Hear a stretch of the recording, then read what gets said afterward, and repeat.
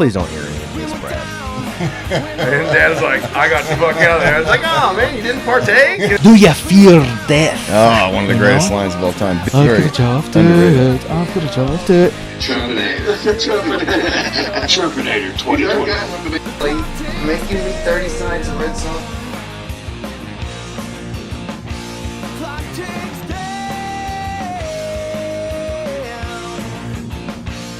Listened to so much. Are you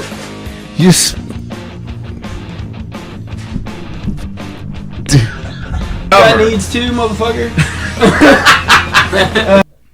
Episode 85, brother. How you doing? Good to see you. Good seeing you, man. Charles White, thanks for coming on, brother. Thanks for having me. I'm not that interesting, so. Oh, shit, man. You're a dude that grew up around the same time and place that I did. We got a lot in common. You know, it's weird, one of those things, even if you didn't know somebody that well in high school growing up, you know, we knew who each other were. Oh, yeah. We weren't really in the same circles, but, you know, that place and time is very special. Oh. And we lived through that. And we have a shared history regardless of... I tell everybody that I'm like, Farmington, I was like, man, when I graduated, we was the first class to break 100. I think you guys were 90, how many? I think we only walked to 98. Yeah, and we had just right over 100 walk with us. We was the first class to break 100. Were you 01 or 02? 01. Okay. Yeah, I thought you were 01. Yeah, and then I try to tell people I could go through and pretty much tell you everybody to third grade up who they were. Oh, yeah, 100%. Or who their parents were. 100%. Everybody knew everybody's business, and it was one of them deals when you got out of school. You know, I didn't have my parents worked, so I didn't have the benefit of my parents picking me up. But, Sure. you know, like Colin Cheatham's mom would always give me a ride home. Right. Or I'd be walking, somebody's parent would pick me up because I lived 3 miles from the school. Yeah. And them days aren't like that anymore. No, it's a completely different world. It's not just a different town, man. It's like somebody was asking me the population the other day of Farmington now, and I had no idea because I lived, you know, a house on Rays Mill Road I used to live in. Mm-hmm. You know that? The population sign was right across the street, you know, so I always knew it was like 2,600, 2,300, somewhere in there, in between 23 and 2,600. And now it's over 10,000. Is it really? Yeah. I haven't even checked the population so Since I long. lived there, and I moved out in 01, or 2001. But yeah, I mean, you're talking about tripled size Mm-hmm. of people, and most of these people coming in from out of town. So, you know, and there's good things and bad things about a small town. I mean, you got a lot of, you know, people who've just been there forever, and it's got to be this way, and my kids got to do it this way, that older generation, you know, but it just, yeah, I feel like it's lost its identity. Oh, 100. Like, Benton went to school there. So Benton's 19. He's my oldest son. And I want to say he went to kindergarten through third grade there, third or fourth grade. You know? And I was expecting the old Farmington. Yeah. When I walked in, even though he's 19 years old, and that, Right, you know, right. that was 15 years ago. Yeah. When I walk in, it's totally different. Yeah. And then, you know, we lived there in Prairie Grove. Prairie Grove still had that Farmington feel, Oh, yeah. in a sense. It still kind of does. It's not completely gone yet. And we moved. The reason why we moved out of Prairie Grove is because I couldn't get out of my neighborhood one morning. There in Sundowner, we bought a house from a builder that was going bankrupt. Got a really good deal on a house. And there were cars parked all the way up and down the street. And I went to go leave. Couldn't leave for work. You know, like I was having to do payroll. This when I was at Crane Hyundai Fayetteville. And couldn't leave. So I called the cops, and I'm like, hey, you know, what do I do? So the cop comes out there. He sits out there for like 30 minutes, and then he goes to pull off, and I go out there, and I'm like, hey, what are we going to do about this? And he's like, who do I give a ticket? And I'm like, how about every fucking person up and down the street, you know, that I can't get out? And he's like, I don't know who parked here last. And I'm like, well, they're all in violation. What if my house was to catch on fire again? Because our house just caught on fire probably a year before that, almost burnt down. Shit. And we had to have it all rebuilt, and I was like, it's time to leave. And that's when we moved to Siloam, and Siloam is a whole different ball game. Yeah. It's a big city that you don't think of it, but there's so many kids that they had to have 4 lunches now. There was so many kids that they didn't have enough room for every kid to eat lunch. No shit. Yeah. And Siloam has a really good academic program, a lot of robotics, stuff like that. So we was excited about that, welding, and it has that small town feel when it comes to the agri department and stuff like that, Right. or the cast department. But I don't think we'll ever get back to that small town America.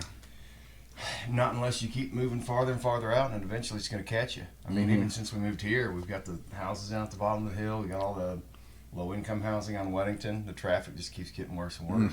And even just trying to sneak out and drive down county roads now that you haven't been in a while, you'll see, holy shit, there's 3 subdivisions out here. You know, it's tragic.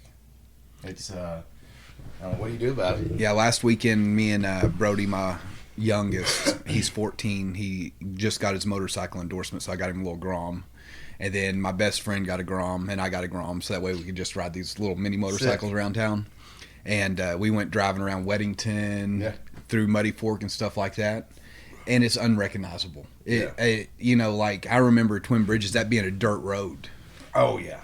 And now they're cutting in a subdivision road that you could tell back in there. And I was talking to a guy, he said, yeah, there's 150 homes going back here. And I'm like, shit. Yeah, I know it. Where the hell do you go, man? I mean, it brings a lot of opportunities. I mean, my son's into robotics and stuff, and there's a lot of stuff here that we didn't have 25 years ago, but you've lost that. You know, like you said, everybody knew everybody. You felt safe. Man, we had fucking guns in the car with the doors unlocked. I remember. You could see them from the road. So, Mr. Thrash, I'm sure you remember Mr. Thrash. Oh, yeah. Haley Thrash, his daughter. We was talking about stories after he passed away, and I reached out to her on Facebook, and I was telling her a story that I was in 11th grade. Me, and I want to say it was Shay Ham and Sean Beeson. We were going to go to my grandparents and go hunting, and I had a new deer rifle. Yeah. In the back of my Jeep, just sitting in the back seat of the truck or my Jeep, and he's walking out there smoking a cigarette like he always did, and we were up outside smoking a cigarette like we wasn't supposed to. Mr. Eccles just caught us, and he was lecturing us, and he walks by, he sees my rifle, and he says, "Hey," he goes, "Whose rifle is that?" And I'm like, "Oh shit, I'm in trouble." And I was like, "That's mine." He gets it out, looking through the scope, looking there across like Sonic and stuff, pointing it across Highway 62. And he goes, "Well, put it back. You know, good luck going hunting, this and that, blah blah blah." That happened today. Well, and this is what year would that have been? That was like 99. Yes, which means it was after 98, because I've told this story before. 98 happens, Columbine, and they banned guns on school property, but did not enforce it. Like, people were still bringing them. Yeah. You know, because it's like, shit, there ain't going to be school shooting here. And honestly, I think if everybody had a damn gun on their person, you wouldn't have any school shootings. No. The world got so crazy. I was working at National Home Centers when Benton was little, before I started working at dealership work. And I won't say the person who did this because he's my Facebook friend, but my car got the window shattered out of it at National Home Centers. I go outside to see it, and I'm like, shit, my window's busted out. Well, I had a gun in there. I had a brand new little 9mm Ruger, and it was in the case and everything. Didn't have no ammo with it. And I got it, went inside, put it in my desk. Well, this person seen me do that. Calls the cops, calls the manager, and I'm sitting in the office. Sitting at work because all these shootings were going on at the time, right. And they was questioning me on it, and I was like, guys, my window got busted out in my car. Right. I wanted to secure it, so I brought it inside, put it in my desk. It wasn't like I was flashing it around, and it made me realize right then and there. And this was, golly, 15 years ago. Yeah. You know, and that's not even today. No. And that was 15 years ago. And I was like, where is the world going? Even though I was a shithead back then, now I look back. No, we all were, but, you know, part of life is growth. Like, yeah. I'm grateful for the stupid shit I did because it taught me lessons. Mm-hmm. You know? The hard lessons. And I honestly, I don't know if you can level. I mean, it's hard to get to where we are without our kids. Because I learn a lot from my kids. I'm sure you do too. We were talking about this before the podcast about discipline, and for me, I feel like masculinity's been on attack for the last 20 years. Oh, 100%. It's no longer welcome. It's like, thanks, fellas, you've had a good run. We don't need you anymore. And you've heard the phrase, like, hard times make strong men make good times make weak men make bad times, right? We got a bunch of weak men in this society, and look where we're at. Oh, I mean, if you go on the medical side of it, and I started doing some research because I had some testosterone levels going. There's a couple. I mean, it was probably. Yep, you're closing. Well, you're 40, I'm 42 now, yeah. but it was probably 10 years ago, and I got into this funk, and I was just coming home. Every day I'd come home and I was just drained. Yeah. And when I woke up, I was in a great mood. But when I come home, and I have a very supportive wife, I have a rock star wife, and she was like, "What is going on with you?" Because I would come home, I was not motivated to do anything. I'd just sit down on the couch. It was everything. And so I started doing research. I'm like, what could be causing this? Because us as men, we don't want to go to the doctor. No. Yeah. And Well, shit, I don't trust him anymore after what happened. well, COVID. Yeah. Well, my doctor, and I'll give a shout out to Rob Karras. Hey, that's my doctor. Yeah. I don't know if I knew that. He's actually one of my good friends. That's who I see. Yeah. Me and Rob go I've gotten back. to know- I haven't known him too long, but we definitely have some interesting Yeah, conversations going on. I have some funny stories about him. But I've tried to get him on the podcast, and he's just like, "Man, I'm just too out there for people. I just don't." Think I'll it'd talk go to him. well." I'll talk to him. See I'll if we talk can to get him on. for you. I'll talk to him for I'm you. like, dude, we don't have to talk about that shit. We can talk about the kids or whatever. But You have to tag him. Are you friends with him on Facebook? Yeah. Okay, Rob, you have to come. Come on. You gotta come on, bro. Um, I'm actually seeing him tomorrow's Wednesday, right? I'm seeing him tomorrow. yeah, tell him Charles said he has to come on. I'll text him later. Yeah. And so he tested my testosterone, and I was like in the hundreds, like low hundreds, and I was What's a normal range? well, today society normal range is 500 to 600. Okay. 20 years ago, normal range was 900 to 1200. 30 years ago was like 1500. Are you serious? I'm serious. What the hell? Yeah. A lot of our foods that we eat, and I'm not getting into this whole conspiracy, but RFK's on to a lot of things. The methadone blue, stuff like that. I've started taking methadone blue. My head fog is Methadone or methylene? methylene. Is that? Yeah. My dad just read a book on it. My dad's seen Dr. Karras too, and he was the one talking about that. And so my dad just read this book on methylene blue, and I've seen mixed things. Have you tried it? Yeah, I do it. I do a week on and a week off. Really? Yes. What are you seeing as far as Well, results? first thing, your piss is going to be blue. Really? Now That'd freak you out that's little a freak out because you forget that you take it. It's it a doesn't. dye, right? It was invented as a dye. It was Yeah. like to dye blue jeans and stuff like Right, that. But the main thing is it is a carbon dioxide treatment as well. Okay. So it clears your brain of carbon dioxide, stuff like that. But it also, on a cellular level, it rids of cancer. Mm-hmm. I mean, there's researches on it. And it also let your cells live longer. Instead of them dying off and fighting each other, they Right. actually adapt and start rejuvenating correctly. Yeah. And it helps you absorb the red light and vitamin D and B. Mm-hmm, I guess because of the blue. But yeah, that first thing in the morning, whenever you're not expecting, you go to piss and you're sitting down there and all of a sudden you're like, what is Yeah, that'd be going trippy. on? I mean, because it is blue. When I say it's blue, it's bluer than that light right there. No shit. No shit. There's people That's that wild. take it consistently, have to end up changing their toilets to like black toilets. Weird. Yes. And RFK does it. Yeah, RFK He's does been it. Known to do it. What's the freak out with RFK on the left? And I hate using the term right and left because I think that's kind of bullshit. Yeah. There's evil people on both sides, and I think they're all mostly corrupt. I personally think it's his voice that scares a lot of people. Have you heard him talk? Of course, I've heard that. I suffered through that whole Joe Rogan episode. Yes, he was on. yes. He's hard to listen to. He's hard to listen to. People won't give him a chance, and I had to suffer through that Joe Rogan. I'm a big Joe Rogan person. So am I. He's woken me up to a lot of shit. Well, I feel like me and Rogan were going through the same awakening at the same time, Mm-hmm. kind of. COVID's when, I didn't give a shit about politics back in, I didn't vote in 2016. It's like, man, this has just become a shit show. I don't care. I rooted for Trump, and then, they just continue to go after him, continue to go after him. I'm like, man, this is some bullshit. If you had something on the dude, you'd have nailed him a long time ago. And then when COVID hit and I started seeing the way he was getting blamed for it, I was like, this guy's been right about everything. Yeah. It's and I won't dive off into politics very much, but this whole Canada thing is, I don't know if you've seen where Canada is all of a sudden today, because the past couple of days, all Facebook and TikTok's been all these action Canada is going to do against us. Yeah. Then all of a sudden, about an hour and a half ago, they come back and said, "Hey, we're not going to do that now. We're gonna come to Washington and meet." Oh, really? I haven't seen that develop. Yeah, and if you open your eyes to it, we've been paying 200-300% tariffs on construction products, Yeah. milk, Yeah, eggs, yeah. stuff like that.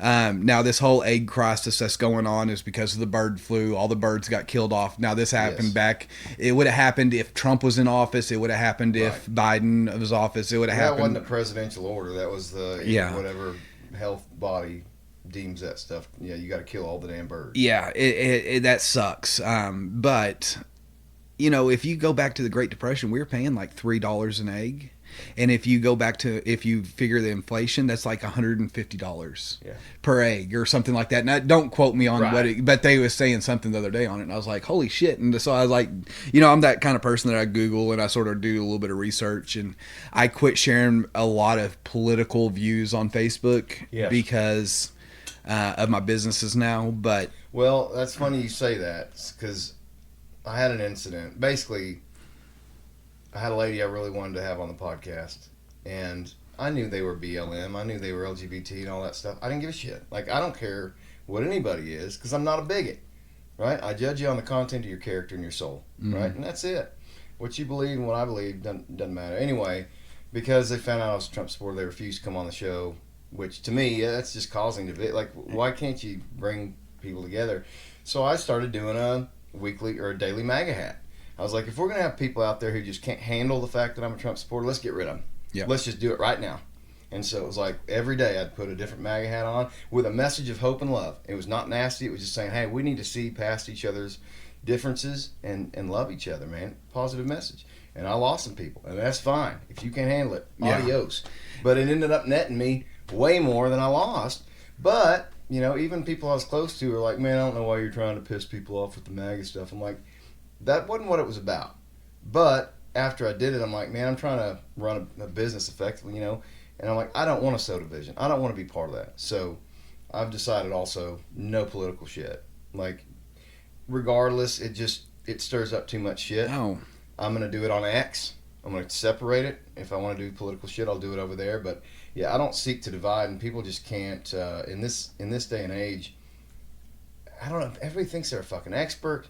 Everybody thinks they're right, and they're listening to the right news or the right person. And if you're not listening to that person, then the name calling, man, the stuff they call you. I've been called a racist, homophobic, all kinds of nasty words because I support Donald Trump. well, you know, this when all the BLM stuff was going on, I had a really good friend. I won't say his name, but and he's black. And I shared something on Facebook about this guy driving through the protesters. I don't see the objective reasoning to stand in the middle of the bypass, right? And if I'm with my family, I'm going to do what I have to do to protect my family. That if that includes running over 30 people, that includes running over 30 people. I'm sorry, I'll kill everybody on this planet to protect my family. End of story, as you would too. No question. And I said, this is why I tell my kids not to play in the street. He ended up calling my work, trying to get me fired. This when I was at McClarty God. Daniel. We had people messaging, because you can't message me on Facebook unless you're my friend. And we had people messaging my wife, wishing death upon my kids because of that comment. And that's whenever me and my wife sat down and I was like, you have to calm down. And me and Cass Key, Caswell. yeah, we had a conversation because, you know, Cass, hey, shout out to Cass. He's doing awesome for himself right now. He's a great family man. I'm proud of him. And he was like, Charles, you got to quit. These people are crazy. He's like, you got to quit, you know, and that sort of. Well, that what you said is part of the reason. It was like, I'm inviting craziness into my life Yes. that I don't need. And I even had people I knew just like that I thought were friends calling me names. You got to Like, you beer stupid me. motherfucker. Like, just the Oh. most horrendous shit. It's like, man, you don't even know. You can't even explain to me why I support Trump. Yeah. You know, I'm not your typical conservative. You know, it's So in 2016, I didn't even support you. I wanted Joe Jurgensen to win. really. Joe Jurgensen, do you remember her? I remember, but I wasn't paying attention close enough to really know. She wanted to go, like, my thing is I'm all for transparency. Like, that's what I support. I support Agreed. transparency. So I you're don't- happy right now, then? I'm happy right now. Mostly. The I'm Epstein thing's mostly well, that will come out. There's so many people involved, I believe. You know, that, and you have to reflect back and think of, let's just talk about the Diddy situation. Okay. We all made fun of Justin Bieber, right? And after reading on some of these allegations against I felt bad. I felt like an asshole for going. So was he groomed, essentially? You have to think about it. Yeah, Usher. So I researched heavily in this because it really bothered me. It bothers me when kids are hurt. Are you using Grok at all? No, but I do I sometimes. only use Grok now. Do you really? I have found it to be the most unbiased of all of them, and I've used them all. And it's also got kind of a personality, which Really? it's got like I'll have to look it's into got more conversation. It's not just text.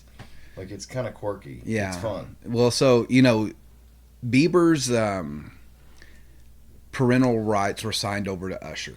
Okay, I know way more about the Epstein than I do the Diddy, so you're educating me. I didn't know any of this. Yeah, so whenever he come down here and he was doing all these shows and he was younger, Yeah. Usher took parental rights of him. Like whatever you call So it. he was his guardian. You got his essentially. guardian, Yeah. and dropped him off at basically Diddy's house. Okay. And there's allegations of all this, and if you look at what the kid went through, Yeah. He's a And how young old man. was he when he got big? I mean, he was 15, something like that? I think he was 12. Oh, was he that young? Yes. God damn, see, I don't think that's right. No. You shouldn't be putting a 12-year-old in the spotlight. No. You're not developed enough to No, even... I mean, look at the Mickey Mouse Club. Look at poor Britney Spears. God, every one of those kids is fucked. There for a while, I was following Britney Spears on Instagram, and that girl's just batshit crazy. But you have to think where she come from. You're like, Yeah. and people go, if you don't want to be a celebrity, don't do this. Don't. Them kids didn't have a choice. But the kids didn't have a choice. No. And they weren't allowed to develop, and they're being, if you think about it, essentially groomed and prepared for... Look at there, I spilled beer all over myself. Hey, that's good. There we That's go. A memory Look right at there. Be proud of it. Own it. But yeah, you're right. These kids their parents push them into or whatever, and then they get into this machine that uses you as a commodity. And their parents are basically get a lifestyle that they have to live off of. It's almost like the parents are the pimps at that point. You see it in like the John Benet Ramsey case and all that shit, where these little girls and the pageants and stuff. Yeah. These kids don't know what they're doing. They're kids, man. Yeah. And it makes me sad because I just love seeing my boys be boys. Just the stupid bullshit boys do. Mm-hmm. And yeah, they're gonna fight. They're gonna beat the shit out of each other, and then they're gonna be fine in 5 minutes. But they're kids. They're not worrying about all these adult things. And I don't know. My youngest one's 9, and he's obviously looking older, and it makes me sad. It's you miss that innocence. So and not that my kids could be a celebrity, but my youngest, Brody, he's big into dirt bike racing. He's been to dirt bike camps, this and that, and he competes. He's 14? He's 14 now. Yeah. And we race all over. But there's kids his age that live on dirt bike training facility compounds year round. Really? Away from their parents. We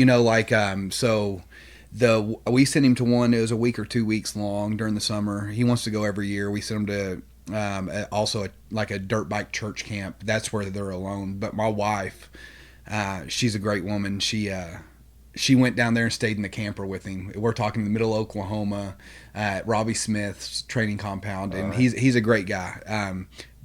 But you get to a point where I'm like, when's he get to be a kid? When do these kids get to be kids? Yes, I think he has enough talent that he can compete competitively on a national level and be one of the top 10 people right in his class. But I see some of his friends that do nothing but race, and they don't have a childhood. Yeah.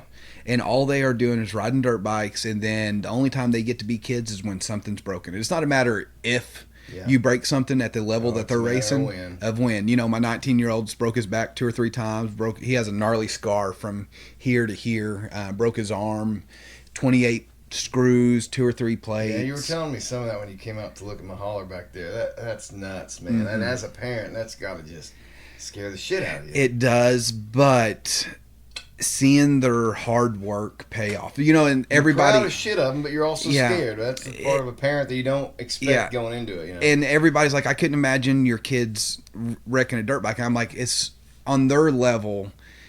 It's not a matter of if they wreck, it's when they wreck. Because and you see a lot of kids making mistakes when they're beginners, and you see the parents out there. And I was one of them 50cc dads that was out there just roaching their kids. You know what I mean? Like, fucking go faster, this and that, blah, blah, blah. And I wanted him to go faster, but at the end of the day, I had to step back and go, he's doing it for fun. He's not making money. Right. I'm paying $40,000 a year for him to race. You know, I mean, that's how much it costs to race on that level. That's Is we're insane, spending $40,000 a year. He doesn't race on that level right now, but we did do that for several years. And it just took the fun out of it. Yeah. It really did. Now we hit the fun races. He wants to do something fun. He's beating me up every weekend. Hey, let's go ride. Whenever he says, let's go ride. Hey, let's go ride. But it used to be we loaded up Friday night. I have a $100,000 camper sitting at my sister's house right now that we bought just to pull around for these races. Yeah. And so you lose sight of the funness of it. Yes. You know, because I'm like, 100%. hey, we're chasing trophies. Yes. Now I could care less what place he gets as long as he goes out there and has That's fun. fun. I get it. I've been there. I got there with music. It got to be a job. I'm like, I'm not. It got to be. We were all so busy. The whole reason I love doing music is to write songs. That's the only reason I like doing it, and to hear those songs get executed. And then, and I grew up. I got very spoiled when I was young because Fayetteville had a great original music scene, and we were 16, 17 years old playing at JR's. Mm-hmm. We weren't even old enough to be in there, but we had an opportunity. My dad was able to get us booked in there, and it was all like a cover was almost taboo, because it was a hard rock scene. It was an underground scene. It was really cool. There were a lot of great bands, and then it just all these bands kind of split up, and then it got twisted and turned back into kind of a college party town, and then you're having to play covers, and then it just got to where I just, I had little kids, and band practice took me away from them, and the shows took me away from them, and I just, my heart wasn't in it, and it was just a job, because I'm working a full-time job, and then you're going and doing this on top of it, and you're missing your kids, and so we didn't do it for a long time. Who was Jesse Wiggins ever in your band? No. I've never jammed with Jesse. Although he is coming on the pod here pretty soon. I think the 22nd. He's got an art show coming up on the 29th. So yeah, American Estate. He does that furniture and like crazy. Like his work is beautiful. Yeah, I've seen some of it online, but Jesse and I didn't know each other that well in high school. He was another one that I knew him, but I just weren't really in the same. Talk circle. about a good dude. He is a deep down good dude. We had different cliques in high school. It was very cliquish. Yeah, but there were still people who operated in multiple. Yeah. And Jesse, man, he always shoots for the stars. That's what I can say. Yeah. He's always been. I've never told him this, Jesse. If you see this, you're inspiration. I was actually sitting at one of my good friends, Chris Owens. He owns Will's RV there in Tawnytown. And we're sitting there, I'm sitting in his office talking to him, we're bullshitting. And I'm like, man, I like that table. And he's like, yeah, I got this from American Estates. And I was like, that's Jesse Wiggins, I was like, but yeah, he's a cool cat. I've always looked up to Jesse. Yeah, so. nice. Nice. I know he's super talented. Yeah, he had that record store when he was young. I think he was like 18 or 19. He had that record store right there off of Dixon Street. Yeah. And he was just always in the music scene. Oh, yeah. My brother-in-law, Ryan Reeves, he was a drummer. He knew Jesse really good. But yeah, watching that music scene was crazy back in the day. It was a wild time, man. And us being kids, my mom to this day asks me, she was like, was it a mistake for us to let you go and play, in places like that? I was like, no, I don't think so. I mean, I'm still alive. And I learned a lot of shit. You saw a lot of crazy shit, but, once you're 16, 17, I mean, you need to be able to handle it. And it was just a matter of, could I navigate without getting into the drugs and alcohol and stuff? And I had multiple opportunities to, I had a record deal opportunity, I had a publishing deal opportunity that I turned down because it wasn't on my terms. Because I didn't want it to go corporate. I was like, corporate fucks up everything. Oh, yeah. And I've always wanted complete control. Like this, to me, music is just, I mean, obviously your kids are on a whole nother level, but it's like my baby. It's my thing. I create this thing, and I don't want somebody in a fucking suit telling me how to do it. So does music? So you as a musician, I envy musicians because music to me, I'll listen to some songs. Does some songs bring you like tears while you're driving down the road and you're sitting there listening to it? Music speaks to my soul. Yeah. And now I'm playing in a band with my middle son. That's cool. And so, we started Durham Fest in 2023, and I'd always, we bought this place from Gibson back in 2014, and which is kind of ironic. So, first drum fest, my son at the time, he would have been, golly, he's 12 now, 11, so he was probably 10. He was like, Dad, you always said you want to do a festival out here and have the band play. He's like, you need to do it. And he's like, if you don't do it this year, you're just never going to do it. You just keep talking about it. You know, it's all, you know, basically you're talking bullshit. And I was like, all right, little smart ass, I'll see what the guys want to do. So I texted them all, and they were like, yes, immediately. So it's like, fuck, now we got to do this thing. Yeah. So we did it, and then I just got panicked about it getting too big and having strangers out here, knowing where my family lives. You know, I worry about that with the podcast too a little bit. But Gary offered to have it at his house last year, and he's got a great spot for it. His back porch is real deep, so when we did it out here, we had to pull an 18-foot trailer out there, run electric out with his spot. He's just got the back porch. We've set up on it. It's a stage. It's elevated. It's perfect. Anyway. So last year, my son had just kind of started getting into the drums, and we played a song at Drum Fest. It was me, him, and my dad. So 3 generations. And so after Drum Fest, he just thought that was the coolest shit.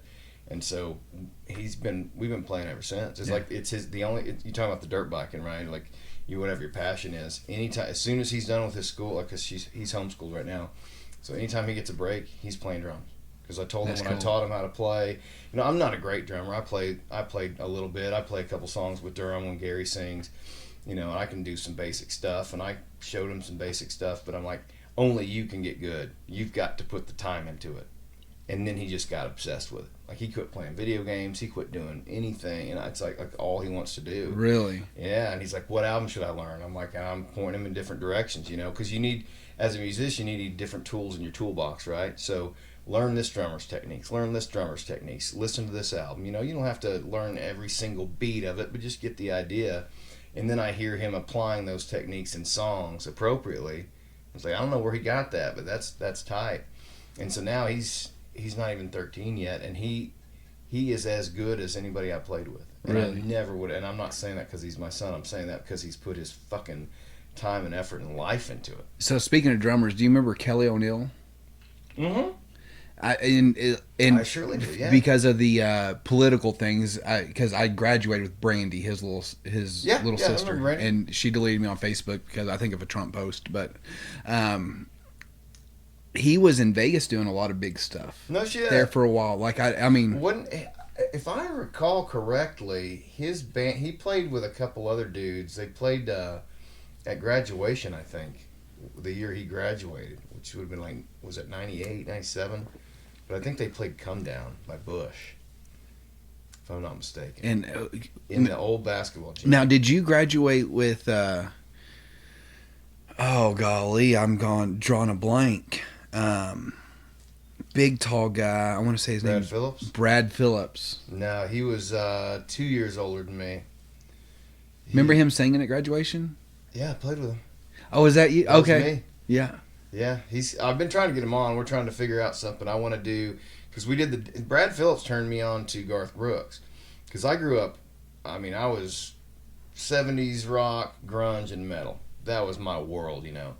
And he asked me to play the dance for graduation. I was like, who the hell? I didn't even know who Garth Brooks was. Like, I knew the name, but I was like, I didn't listen to country.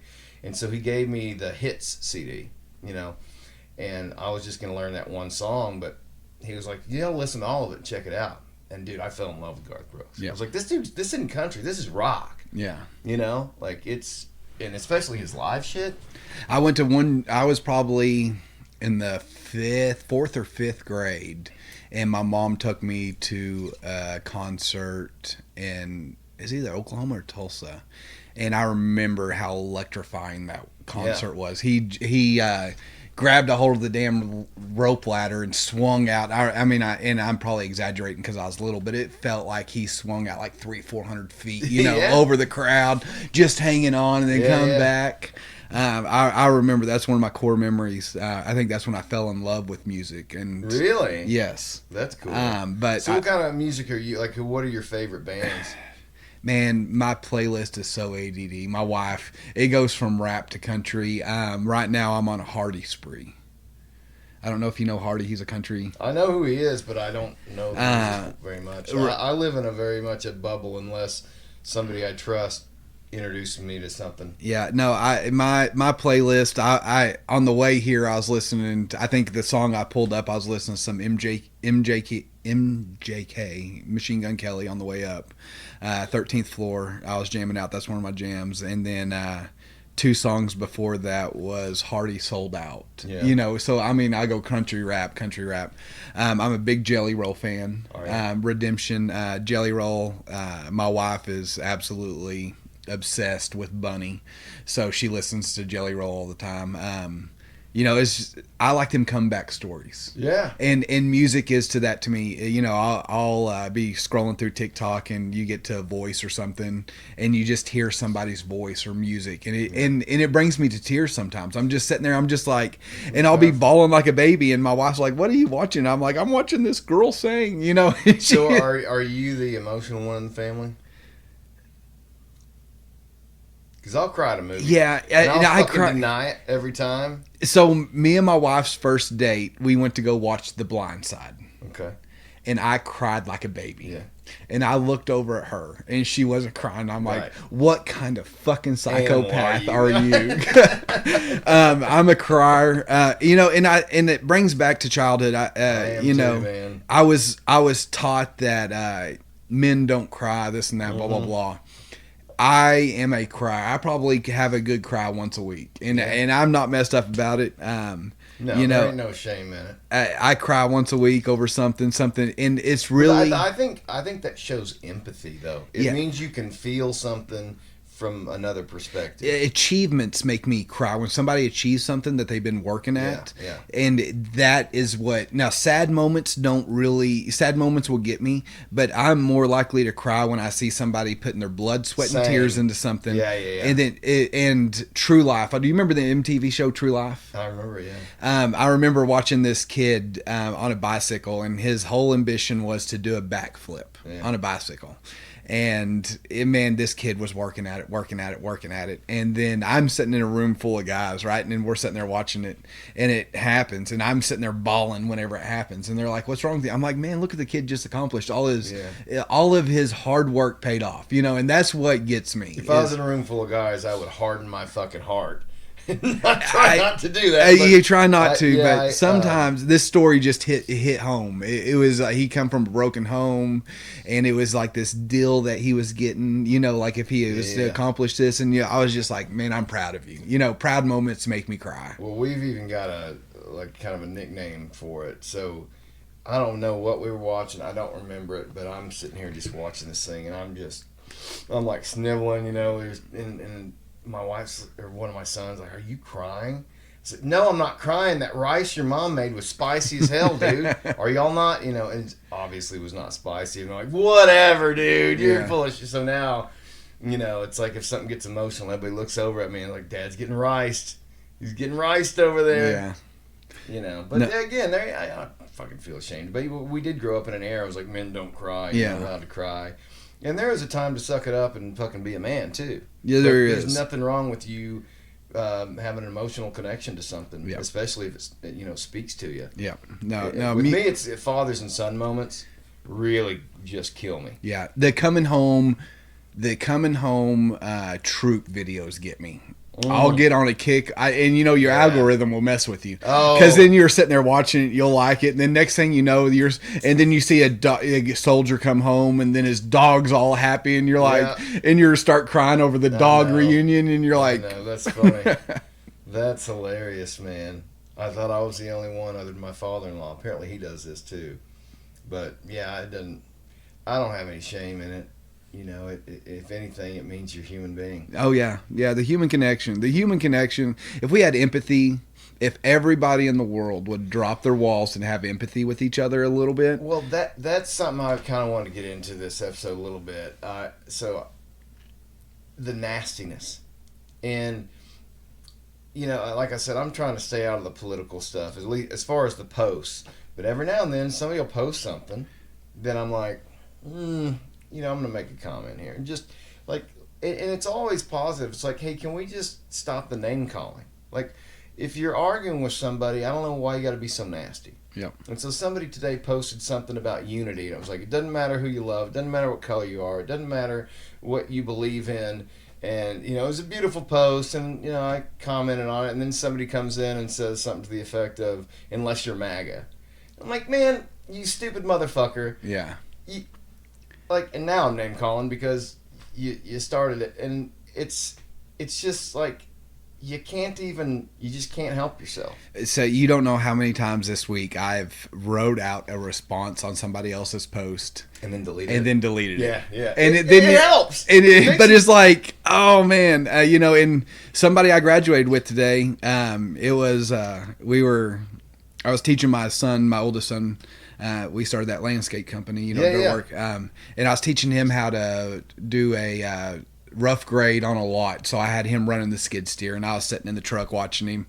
And then of course, you know, I'm like, all right, I'm gonna scroll TikTok for 20-30 minutes while he's doing his thing. Yeah.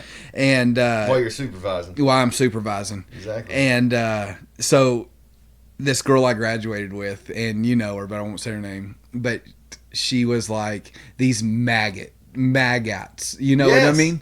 And I was like, you're a realtor. Like, and I almost went to come back because it was on these tariffs and stuff. Yeah. And it doesn't matter who you support. Look at the facts. Yeah. Look at the facts. You know, if Trump would have first term put his phone up, if we had taken his Twitter away, then I don't think half the people would. But then again, we didn't elect a politician into play. We elected a billionaire playboy businessman. Yes, who had been popular with Hollywood up until he ran. Oprah asked if he could run. Yes. On her fucking show. She Yes. would be his running mate. Yes. He was the most darling on the left. I mean, he was guest starring in Hollywood movies. He's got a cameo in Home Alone. He plays was it Little Rascals? He cameos in. I think that was it. But like, how do you go? And I know the answer. You know, it's Yeah. like, oh shit, this guy's for real, and he's gonna expose everything. Yeah, and I really think it's about the fear because he can't be controlled.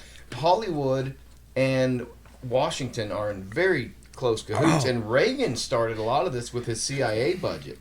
So during the Cold War, and check this out, do your own research on this, but the CIA used to have a budget where they could influence movies and they'd fund Hollywood movies. And so you see all the movies in the 80s, who are the villains? It's the Russians, right? Because we're in a Cold War, so you're propagandizing the American people to hate Russia. And we've continued that on to now. And so people have this brain infection about Russia. yes. And it's like, is Putin a bad dude? He's done a lot of bad shit, but Ukraine is not any better. No. It- What my deal is let's forget about all the other countries, right? Forget all the other countries. Let's focus on America. And if you can start and I'm going to lose the terminology, but if you can be a congressman, and I'll just throw a figure out there for $150,000 a year, right? Or Senate or whatever it is. Yeah. And then after your 15 years, you have your worth is $30-40 million easily. There's something wrong because these people, and I don't know if you followed this, they're starting these businesses, they're getting grants, and one of the grants the other day, and Democrats and Republicans are doing it. I agree. It's both sides. It's both sides. They were doing research how ketchup flows. The government gave them a $40 million contract for that. Do you know the repercussions if they didn't do any studies on it? There's none. None.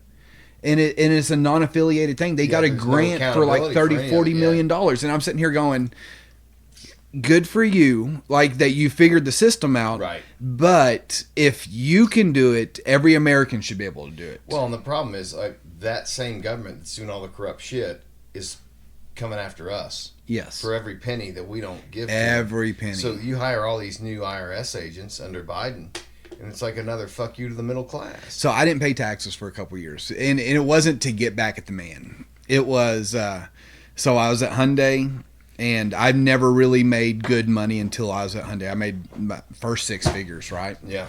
And they had this stupid thing that that was the year that we won Best Dealership of the Year. And on the service side, there's a lot of benefits that Korea came over and did, right? They was like, I mean, I was like a rock star to them. I got this little Hyundai card that I think they gave me like $20,000 on it, right? Well, I'm not smart with money. I was getting money. I was spending it like crazy. How old were you though? Golly, I was in my late 20s, 29, 30. You have kids yet? Yes. Young? But I was spending money like crazy. You know what I mean? Because I was living paycheck to paycheck before that. And then all of a sudden I started getting this large amount. So they gave me 20 grand one time on this debit card looking thing. And I'm like, oh man, this is great. Well, went and filed my taxes, because I was always, all the way up until that year, I got taxes back. Right. That was the first year I had to pay taxes in. Well, the next year they sent me a letter saying, hey, you didn't claim on this $20,000. And so you're fine, this and that. And I was like, oh, I'm going to go talk to a CPA and actually do it right instead of HR Block. I'm going to do it right. Well, that turned into me procrastinating for like 3 years not filing taxes. 3 years. And that 3 years, after it's all said and done with, ended up costing me 6 figures. For all the fines and penalties they was going to put, and I'm still, it is sort of comical. There's nothing they can do. I still make a payment every month for $311 to pay this back. To pay this back. Now, I get on the phone with this old lady and I'm telling her, I'm like, ma'am, I don't got the money. She's like, can you make a payment of $311? And I'm like, I'll swing it somehow because I'm thinking I'm going to jail. Yeah. Which is not illegal to file your taxes and not pay. I don't know if you know this. It's illegal not to file your taxes, but you can file your taxes as long as you make a payment every month towards your debt. There's nothing they can do. And right. And so I pay this $311 every month, and every year they add it on, and I'm at the 0%. And it gets into this little catch that if I miss a payment, then they can fine me more. But as long as I make my $311 month payment, they're good. They don't care. And I'm sitting here going, okay, well, how do these people get away with it? So I hire a CPA now that I'm a business owner. I have a couple businesses. Yeah. And this CPA is sitting here going, why are you taking a salary? And I'm sitting here like talking to him. I'm like, what do you mean? Why am I taking a salary? And he's like, it's all business expenses. Right. Everything's a business expense. Everything is a business expense. Yeah. He goes, you file your taxes on your business. He goes, pay yourself under the $28,000 a year and then you're good. Yeah. And I'm sitting here going, are you serious? And he goes, I don't break the law. He goes, I follow the IRS tax code. Well, and that's what I think a lot of people confuse Trump with, right? Like they're talking about taxes and all that thing. There's that famous moment where he's debating Hillary. He's like, I use the same loopholes you do, and you're not going to stop doing it. Yeah. It's not because I'm crooked, it's because I'm smart. Yeah. I work within the system. And the average American doesn't have that. They don't teach that shit in high school. No. They need to go back to high school and reevaluate the classes that they're teaching. And I support the robot. The Department of Education going away is going to help that a lot, I think. I think so. States. If we're sending, millions of dollars to Gaza for condoms, come on. We have vets. And I get it. Just because you're a vet doesn't entitle you to something, but we need to take care of our own. And that is my deal, is if we have an American citizen, vet or not, that needs help, then we need to help. North Carolina, they got $700 a person through all that stuff. And we're sending we're sending billions overseas. Yes. And it's all because of it's a quick get rich for the Senate or these legislatives and that are starting these non-affiliated to the United States, but they're getting these huge $1 million contracts and to study if dolphins are more aggressive when they have sex or not. Yeah, and you also have senators passing bills that grants money to NGOs where their wives work. Yes. And so it's all it is incestuous. Drain the swamp. And that is a Trump saying drain the swamp. But we need to. Right. It is on both sides. It's not just one side. I guess I just don't understand, and this is right or left. There's people on the right that hate Obama as much as people on the left hate Trump. I just don't understand the hatred over people you don't know.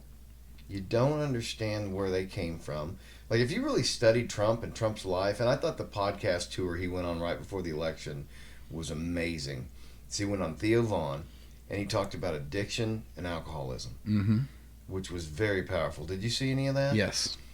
And you're talking to Theo Vaughn, who is a recovering drug addict, and then Donald Trump starts talking about his older brother Fred, and how because Fred was an alcoholic and referred to himself as a loser, he would say, Donnie, don't be a loser like me. Don't drink. Don't do these things. And Donnie looked up to his brother, and he just made the decision, yeah, I'm not going to do this. Yeah. You know, but it was a powerful moment in his life because he saw his brother not only suffer for it, he died from it. You know, and that's a powerful story. Yeah. But I don't think people look at Trump as the man. All they see is the ego, and yes, that's there, but that's greed, part of his charm. envy, and jealousy is. Do you think that's part of it? I think that's some. Or do you of it. think we're just so, like, just using the term fascist and all these names to, like, and calling Trump supporters racist? It's bigotry.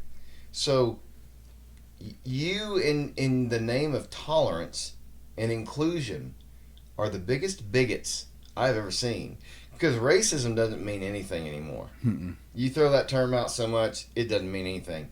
All the terms they throw out are meaningless. But we need to bring the term bigot back and start using that exclusively, because that is the root word of all of it. Yep. Bigotry breeds racism, breeds sexism, breeds all those things. But it was just like today, I was telling you, somebody's like, oh yeah, I'm all about unity unless you're MAGA. Well, you're being a bigot. You're assuming I'm a racist and a sexist because of what you've seen on the media and whatever extreme right things they're showing you. But, bro, if you've been following along, the conspiracy theorists are 96-0. And there's still people that are like, I'm not going to bet on that side. So it's conspiracy. We're getting into political stuff, but let's switch the program. Oh shit! Let's switch the program a little It's bit. your show, bro. Aliens. I'm down to talk about aliens. What do you think? I think we are so. I don't know. You know, I'm a Joe Rogan person, so I'm sure you listen to all his podcasts. You I understand love how that. Jupiter used to be in the golden belt where the Earth is, but. You know, if we sit in the middle of the night and you look out and there is no end to space, you can go 1,000,000 miles an hour for 1,000,000 miles and you don't reach the end of space. What is there, a brick wall? What's on the other side of the brick wall? Right. But there has to be some. You can move that if you need There to. has to be some form of life out there somewhere. And all these Area 51s and stuff like that, I don't know if it is per se aliens from other planets or if it's ancient civilizations. Because if you think about it, this Earth, and I believe in God, stuff like that, 100%. But if you really read the Bible, it talks about all these other times and stuff like that. It talks the Great about the Flood.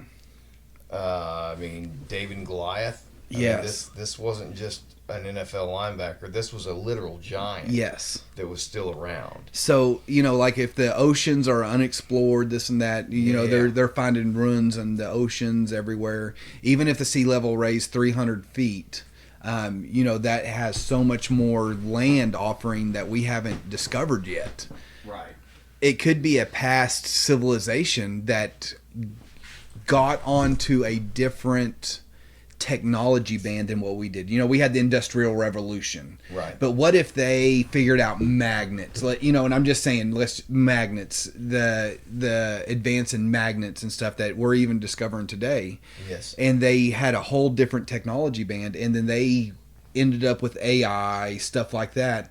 And they was like, hey, we don't need our bodies anymore. We can download ourselves into this computer software and we can go explore other planets, and these other things coming back now are part of that. Or there's other dimensions. They found another way to get into another dimension. Well, that's the thing, like, especially when you start looking at like a one-dimensional being, right? It's a line. It's forward and back. 2 dimensions, you have up and down. We are 3-dimensional beings. When you go into 4 dimensions, if we're looking at a 2D, space with a being on it, they don't even know we're there, because all they can see is up, down, left, right. but a three-dimensional being can see under the paper, over it, right?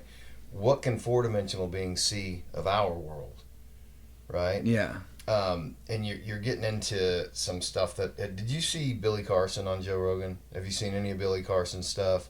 You have to remind me. So he's a black dude. He's an ancient civilization. Oh, he has the Anunnaki and all that stuff. Yes. I got into a real deep dive on the Anunnaki, and there is really a lot of golden stuff out there about that. And what?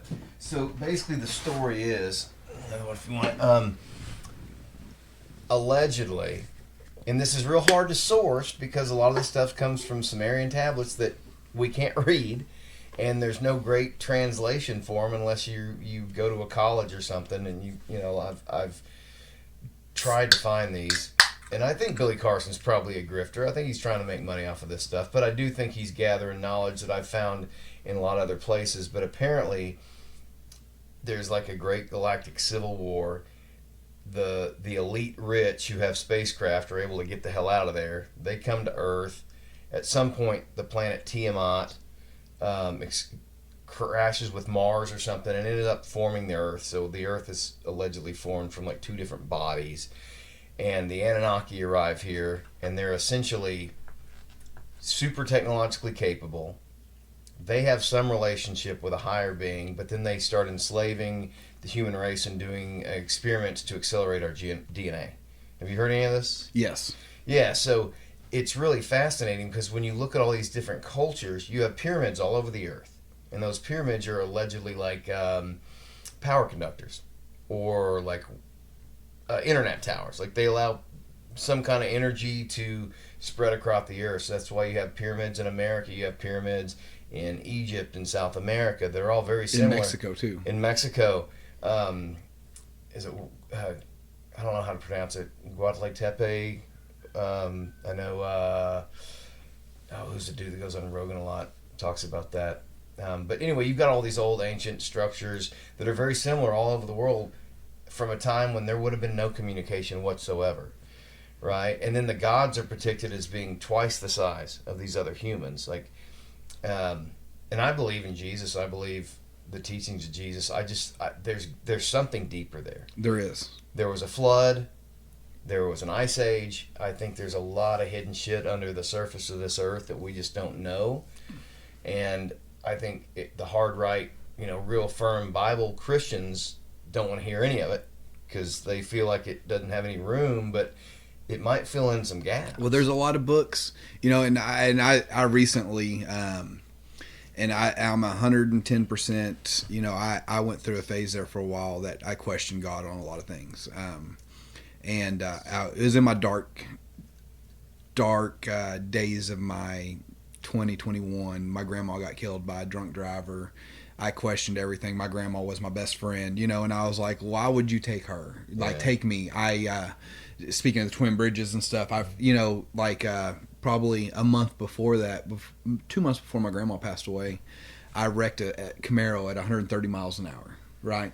Walked away from it. Me and my brother walked away. We took that telephone pole out. If you're coming back to the Twin Bridges, you lucky as shit. Yes, I'm very lucky. I've been into a lot of close calls with my driving, and then my grandma was going to work because she retired from the school. She worked at the school for 30 plus years, and her and Grandpa retired at the same time. And she said Grandpa was driving her batshit crazy, so she went and got a job at Cal-Maine. And I say 2 days a week. Is actually one day. Is on Tuesday morning. She worked from 6 to 10, right? Yeah. Making like minimum wage. Something to do. Something get out to of the house. Get away from him a little bit. And she pulled out. She just got a brand new Honda Civic, and she pulled out onto there by Laco. A drunk driver hit her doing over 100 miles an hour, killed her. The good news in the story, one of my good friends I grew up with, Al Jones Jr., I called him Bub because him and his sister lived next to me. My parents had me when I was a young age, and my grandma raised me when I was little. I call him Bub and Sis. He was in the ambulance with her when he passed. He was the first one on the scene. He was a volunteer fire department. And she kept on asking, if I was okay, this and that. She had a dream, and a dream a couple days before, this and that, and all this stuff led up to it. And the morning that she died, I woke up at 5 o'clock in the morning. There's something wrong. You know what I mean? I was at my girlfriend's house. You just woke up. I woke up out of dead sleep, woke up 5 o'clock in the morning. I was like, there's something wrong. Phone rang, and I already knew what it was. Like, it's the craziest out-of-body experience I've ever had in my life. I already knew what happened. And my mom was on the phone, screaming, crying, of course. And I get to the hospital, and my grandma's passed away. And so I go through this very dark phase because I'm questioning God, this and that. And I have my kids. I believe in God. I go to church every once in a while. But it was probably a month and a half, 2 months ago. I had a buddy, Jonathan Fuller, reach out to me and said, hey, you want to come to men's night? And I've been questioning God stuff. Not that I'm questioning it, I'm just thinking of it. Like thinking of I need to do better as a parent to get my kids following something. You know what I mean? Sure. Following being, because this sounds bad. What if I'm wrong? Because I was questioning God all these years. And the same night that I'm going to this men's revival thing, a preacher knocks on my door and prays with my kids out on the front porch. And I'm sitting there watching them as parents. I noticed you had a camera on the house. You have this app on your phone, and you're watching. Somebody comes to the house, rings the doorbell, you're watching, And they're sitting there talking to my kids, and they say, do you know if you're going to heaven or not? My kids sat there and said, no, I don't know. And I mean, as a failure as a parent, you're going, well, what if it is really real and then I'm not teaching my kids? Yeah. And so we started going to church, and you have this good feeling when you're there. But I've done a lot of research. Probably I need to do more research, but there's a lot of books that aren't in our Bible. Yeah, I've got a book I'll send with you. Remind me before you leave. It's called The Other Bible, and it basically compiles all the books that didn't make the cut when they had the convention to canonize the Bible. There's stories about Jesus as a baby murdering people. There's stories of him like basically just slapping women around, of him being able to fly. I mean, there's some wild shit. Yeah, Mary Magdalene, am I saying that right? Yeah. That whole thing that he might have been his wife and stuff like that. But see, I also wonder, like, as somebody who's just skeptical of everything, I was told when I grew up, if you don't believe this, you're going to hell. Yes. And I felt that was a very authoritarian attitude, and I didn't believe any God would ever do that. I was like, I just didn't believe it. Isn't a kid. It was like a God who's all good and all living would not just send me to hell. Yeah. And, and you have the whole thing of Jesus. My problem with all of it is the church. The church is where it gets corrupted. I'm not saying all churches are bad by any means. Some wonderful ones out there. But for every one of those, there's 5 where there's some rich asshole who's on an ego trip, who's banging half the congregation, and it's a bad look. Or they're banging kids. Dude, the number of pedophiles in the church... The Catholic Church is crazy. It's not just the Catholic Church. Well, I know, but I'm just saying, yeah, well, that's a whole different thing, because they're not allowed to get married. So what does that open up the door to? There's no lower fucking scumbag on the planet that preys on children. And as a parent, it makes me see red. Yeah. Even if it's not my kid... that's why, what was that movie, Sound of Freedom? You remember when that came out? It was this human trafficking movie they did a couple years ago. It was a guy that, I can't think of his name, but he's involved in saving kids from sex trafficking rings. And, he had a TV show on ABC or CBS there for a while. I can't think of the name of it, but I know who you're talking about. Yes. I couldn't watch, when we talked about being emotional during movies, I just couldn't watch it. No. It wasn't something I could handle as having kids. So that, Benton was probably 2 or 3 years old, maybe, 2 or 3 years old, whenever that guy in Bentonville lured that 3 or 4 year old girl into that abandoned house, raped and killed her. Found out, of course, my family's law enforcement, and you start asking questions. I was seeing red, and I quit watching the news there for a while over it, because I was to the point of committing a felony to get in the felony pod with this guy, and I was like, just give me a couple minutes with him. That's all I want is a couple minutes with this guy, and I will teach him a lesson that he will never forget. You know what I mean? I wanted to kill him, but I was sitting there thinking, I don't want to kill him, but I want to dismember this guy, and I'm willing to go to jail and do it because that's how upset it made me. And that's when I realized maybe I need to work on myself a little bit. No, I get it. I had rage problems for years until I started, and that's why I'd say your kids teach you. I remember Max being 4 or 5, and he's punched a hole in the drywall. Mm-hmm. And I was like, he observed that. And I'm smart enough now not to punch holes in anything I gotta have to fix, but he's observed me punching shit, when I get mad, and that's how I get my anger out. I'll go just fucking punch a tree or whatever, but he observed when I got angry, I would physically, punch something. Yeah. I wasn't abusive to my wife or my kids, it was just, I took that anger out physically on something, and he as a kid just, and then it's like, holy shit, that they're really, you can say all the words, you can do everything. The kids watch your actions. Words are bullshit.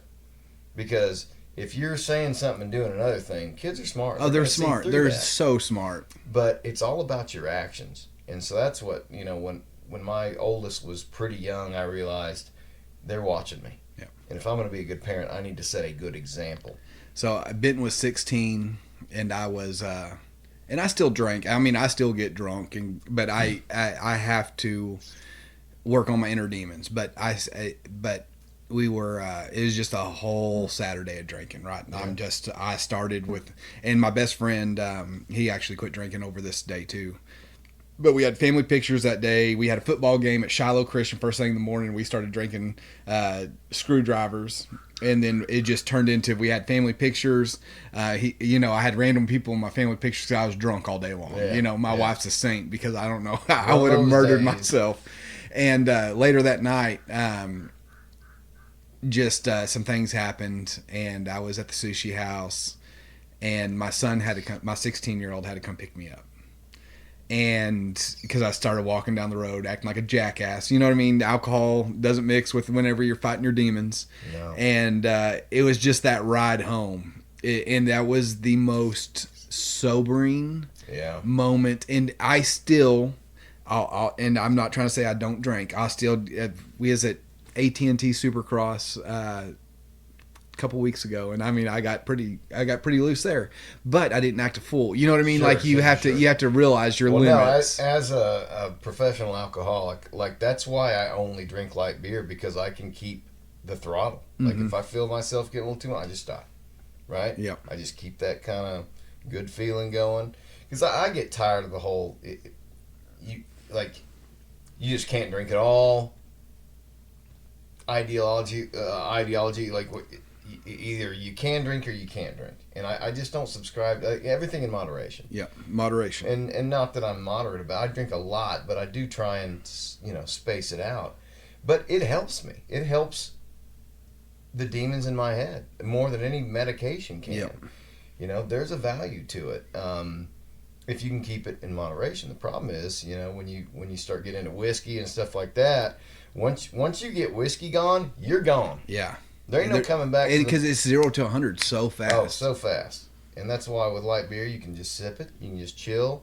You can, if you want to pound some, you can get up where you want to get, but you at least have some measure of control over it. Mm-hmm. But, the example you set to your kids really, more than anything you say, is what you do. But I've also been very cognizant of telling them, these are not healthy alternatives to stress. No. I'm not the example here. You need to find a better way to cope with it than I did. Yep. Here's how much this is costing me a month, right? Tobacco, alcohol, it's not a, I don't know what the right answer is, because what works for me might not work for my kids. You don't want to glorify these things. Because when I grew up, it was glorified. I mean, shit, the commercials, everybody's out having a good time. The only way to have a good time is with beer. Our parents would have people over and have beers, and you just thought it was so cool, And that was the only way to have a good time. Well, the reason I got into it is I couldn't sleep. I had all kinds of shit that happened to me when I was 10, and it really traumatized me for a long time, and I couldn't sleep. And then I discovered beer, and I was like, fuck, this works, And then it becomes a companion. Yeah. And it becomes something that you've known or been with longer than your spouse, and you almost personify it, which makes it that much harder. It's, you know, it's like your oldest, closest friend. Oh yeah, yeah. And it's like, am I going to get rid of my best friend? You know, I don't know if that's the right way to think of it, but that's the way I personify it. Now, you know, I got so in high school I smoked weed, and then I quit smoking for years because I got put on probation because of all my stupid decisions. That'll do it. And then whenever it started becoming legal, I started smoking again. Yeah. You know, and this is all within the past couple of years, but I realized I was smoking so much every day that I was just a zombie. Like, I mean, I had carts, and that's, you know what I mean? The great thing about cart is I could walk into the next room over here, some of these carts, and you not even smell it. Yeah. And I'm ripping them concentrated carts all day long. And, you know, not saying I don't partake in it anymore, but I do it in moderation. Just like I do my drinking, I have to realize, hey, if I'm drinking tonight, I'm not smoking. Right. You know, like, but you know, our generation is way different because pot was such anti-pot. Demonized when we were kids. Golly. It was like I remember being told if you smoked the devil's lettuce, you were going straight to hell. And yes. It's like, but even back then, if you were reading like High Times magazine, which a few kids had around, like all these medical benefits, and obviously, like if my kids were out at a party and they were to either get high and drive home or get drunk and drive home, I'd much rather you be high because you're going to be going half the speed limit. You're going to be super paranoid. Yeah. Right? You might not be legal, but you'll be safe. Yeah. Whereas when you're drunk and driving, the rules no longer apply. No, I went years, you know, when I turned 21, I was at a club every night. It was me and my cousin James, and I'm telling you, the only nights we took off was Tuesday. And I mean, every other night we had different bars, the Gypsy, stuff like that. Yeah. And I mean, we were going down there 25-cent well drinks. You know, you order a double for 50 cents. We didn't have a pot to piss in, so man, we're pounding before 10 o'clock. We're drinking all we can of them well drinks. Oh yeah. And you know, and I drove home drunk several times. I've never had a DUI or anything like that, and I've never. And then my grandma gets killed by a drunk driver. But that sort of brings you in. Afterwards, I still continued to drink and drive. Right. And now I'll drink beer and I'll drive. But if I drink whiskey, you know, like I know my limit. Like, hey, and that's a great thing about having kids that drive now. You know what I mean? I can call my kid, hey, come get me. You know, like, hey, I had too much. And there really ain't no shame in it. Man. No. But I feel like, honestly, society creates the rules. And I've never been one to just play by them. So these are your rules. Talking about society rules. Okay. Yeah. And this is my thing. Is cussing, right? I'm a big cusser. So am I. Only thing that I can, in the way I think of it, and I tell my kids don't cuss, this and that, blah, blah, blah, just because society tells you not to. Right. Well, I just tell them to be cognizant of who you're around. Yes. But if I say the word fuck, what is the difference between the word fuck and the different word what? It is sounds we're making. Why should you get offended over it? This is funny because I had the same argument. I've said it on the podcast. If we said the worst word you could possibly say was "kernukle," right? And we put power into that word, and it's racist, and we are giving it power. These words are not anything other than phonetic sounds, and we're giving them power.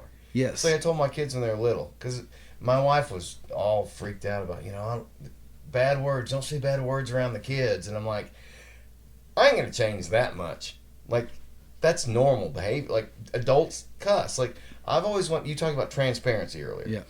I figured from early on, I want my kids to know who I really am, not this fake persona that I give them.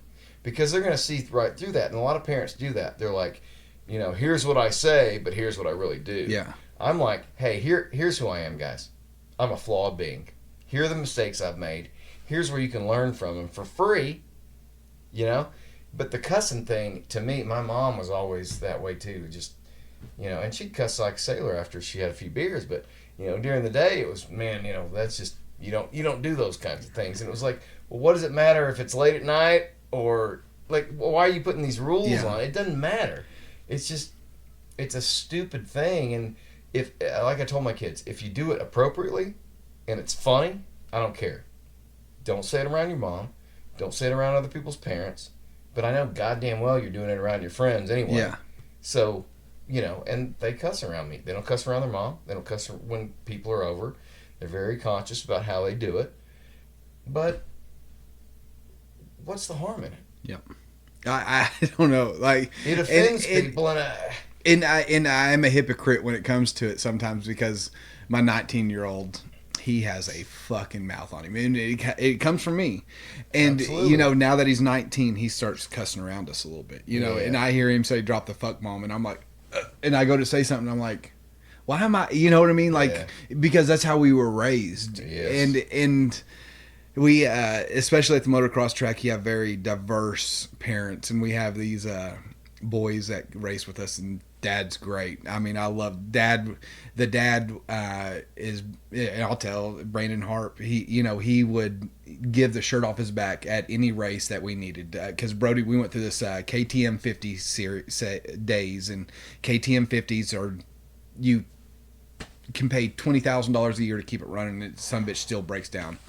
And we had we went through them days, and he was the first person to help, but his boys cuss like sailors. Yeah. And my wife was like, "What, them boys cussing so much, this and that, blah blah blah." And I'm like, and that's when I started talking to her. I'm like, they're just sounds coming out of our mouth. Yeah. But we're taught that they're bad. Yes. And like, we're hypocrites because me and you cuss all the time, and we cuss in front of the kids. Yep. We listen to music in front of the kids that have cuss words in Yes. it. And then next thing you know, we're getting onto our kids for saying damn. Right. I remember Right. I was in 3rd grade, and my mom said, take the trash out. And I said, damn it. And I stomped my foot. I don't know what I was thinking. Yeah. I got my ass beat over that and grounded Yeah. for like 2 or 3 weeks, I know.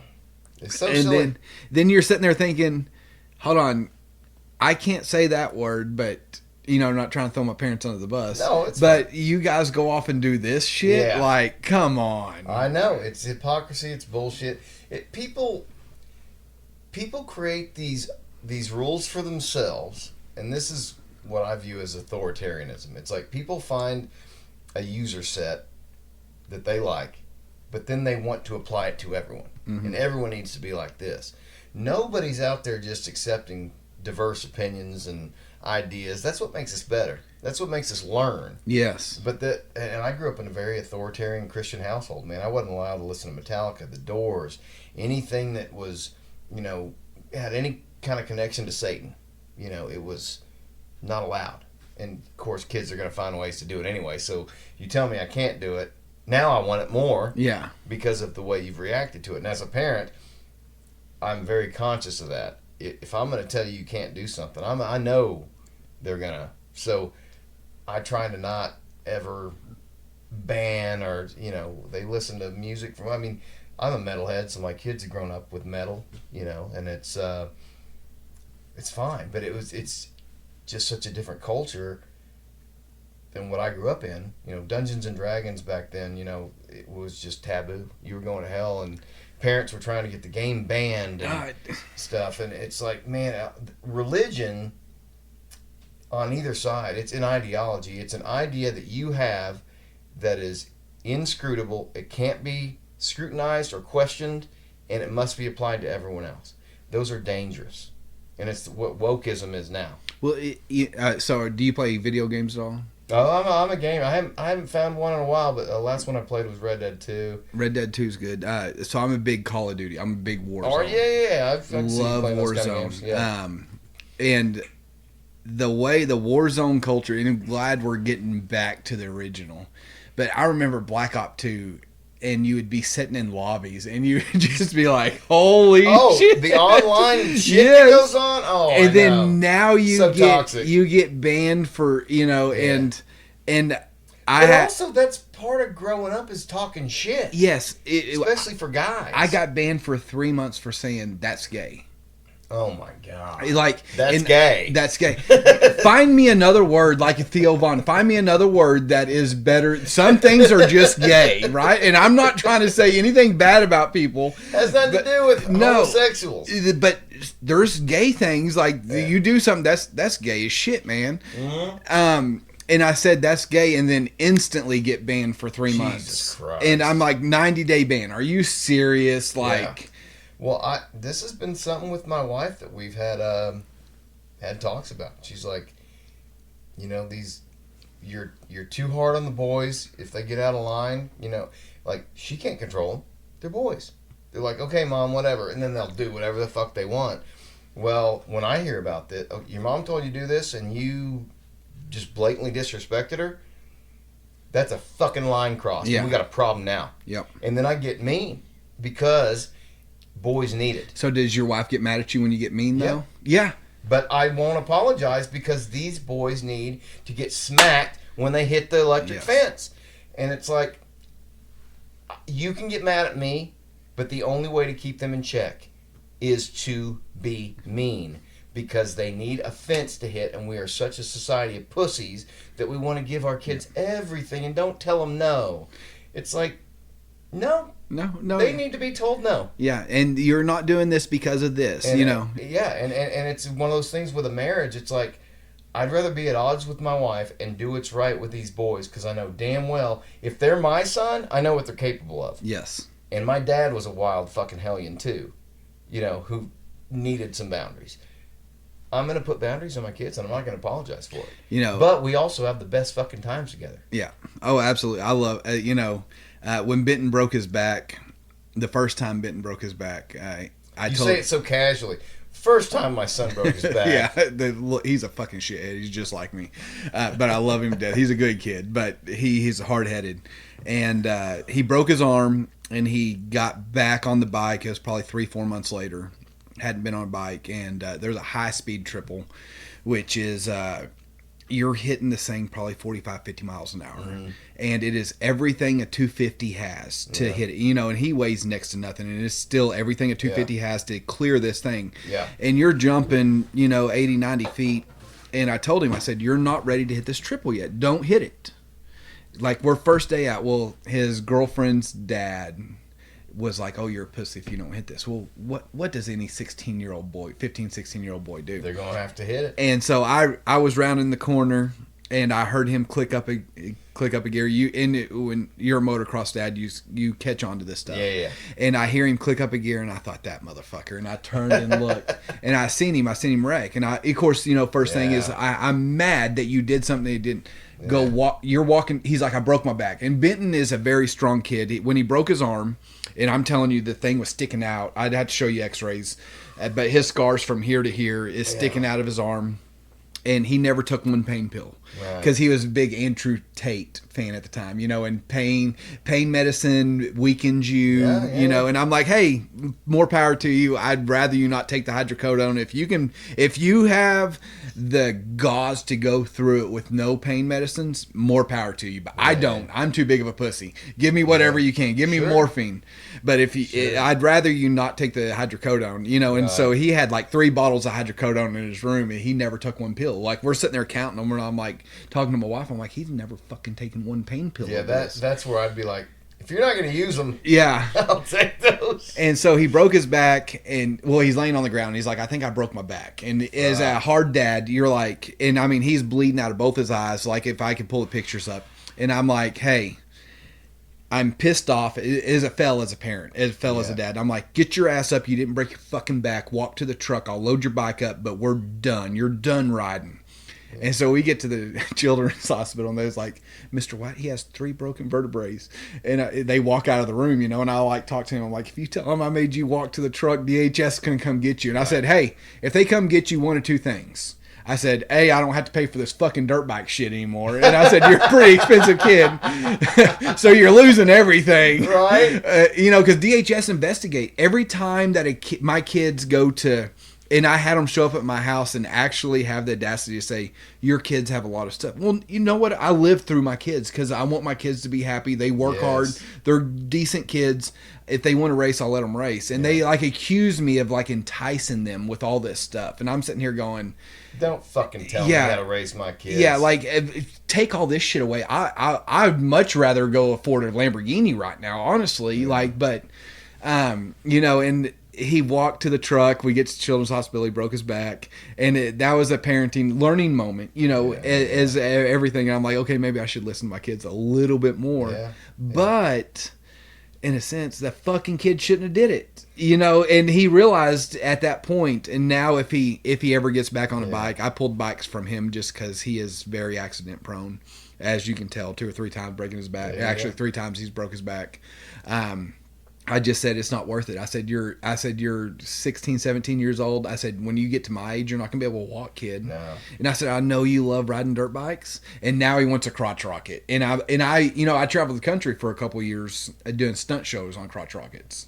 That's how I made money for a couple of years. Really? Yes. No, I didn't know that. Yeah, that was part of my shithead days. So I mean, it was crazy because I was stealing gas from people, going to these shows. I get paid $300 to put on a show, and then and it was on to the next city. Yeah. And it was like a musician, you know, a lot of the musicians traveled with us. Brantley Gilbert actually traveled with us for a while. Yeah. We was doing a lot of Harley Davidson sport bike nights. That's crazy. And he would travel around, and that was before he got big, and he just started writing songs.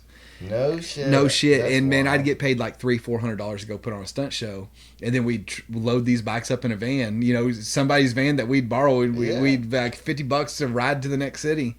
Nice. And man, we started the Y2K ride up in St. Louis Mile. We started that in 2001. 2000 they had a thing. 2001, the year that I graduated, we went up there.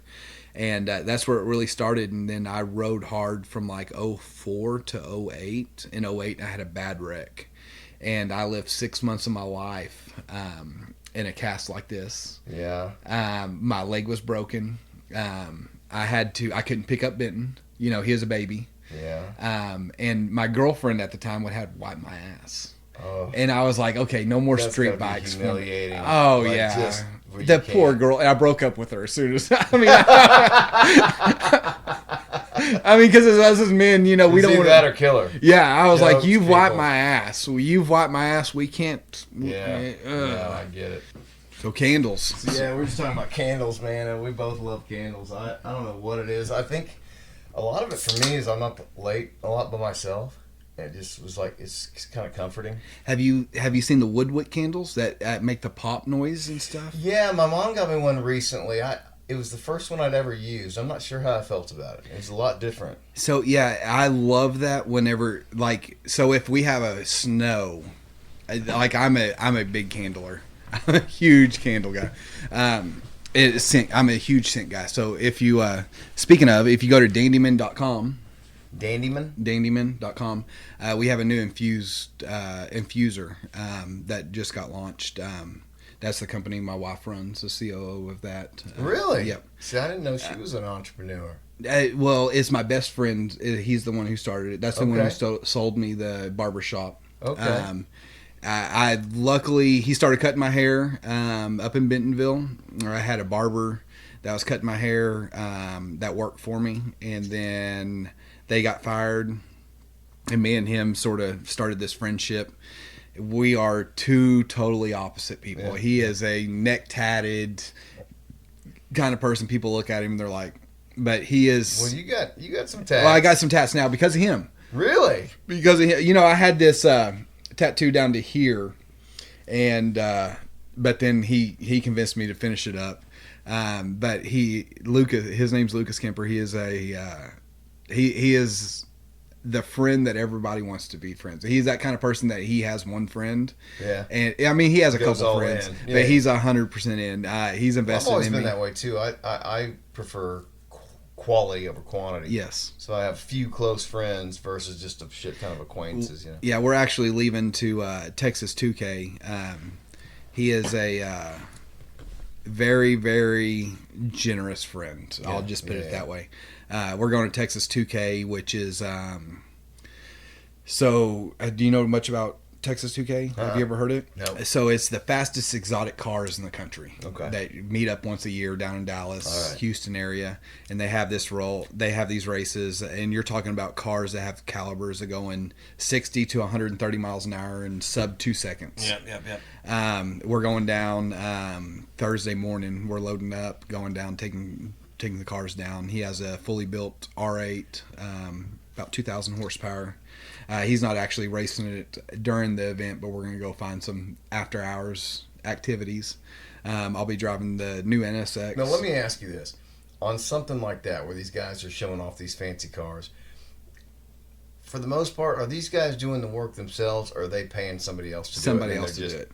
Because So- my mower guy, he's got this 1957 Chevy he's working on, and I was asking if he was going to do it in the car shows. And he was like, "No, car shows are bullshit. It's a bunch of rich dudes that pay somebody to build this thing for them, and then they go show it off, and I don't want any part of it." Well, so these cars, I mean, when I I, don't know say anything about the these world. Calibre cars are like, we're talking Huracans, Lamborghinis, Yeah. R8, stuff like that. We're talking Exotic shit. you could build them at the house, but there's the guy who built the R8 for Lucas. He Boost Logic is a very big turbo company. He's the guy Right. he's the engineer who designed the twin turbo kit for the Huracan. Oh, wow. So the Huracan and the R8 are basically the same platform, same drivetrain, Okay. everything. The difference in between the two, easiest way to put it, the R8 has cup holders, and on their interior, a lot more comfortable interior, and they use screws to hold everything in, where the Huracan uses push pins to hold everything in. Right, I don't know if have you ever been inside a Huracan? No. Very fucking uncomfortable car. Really? Yes, but you can get in the R8, same drivetrain, same horsepower, different shift points, but you can tune all that stuff out. But you can jump in the R8 and drive it from California to Florida and be comfortable.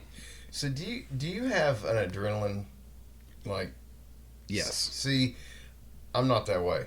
That's why the fast cars and motorbike. Like when Theo started, not racing, but when he started riding dirt bikes, he's 9, and I went out there and I rode, and I was like, man, this is just too much power for me. Like it's just, dude, I'd be totally content taking a bottle of opiates and sitting down, drinking beer, and watching a movie. You know what I mean? Like that level of speed and ferocity is just not my thing.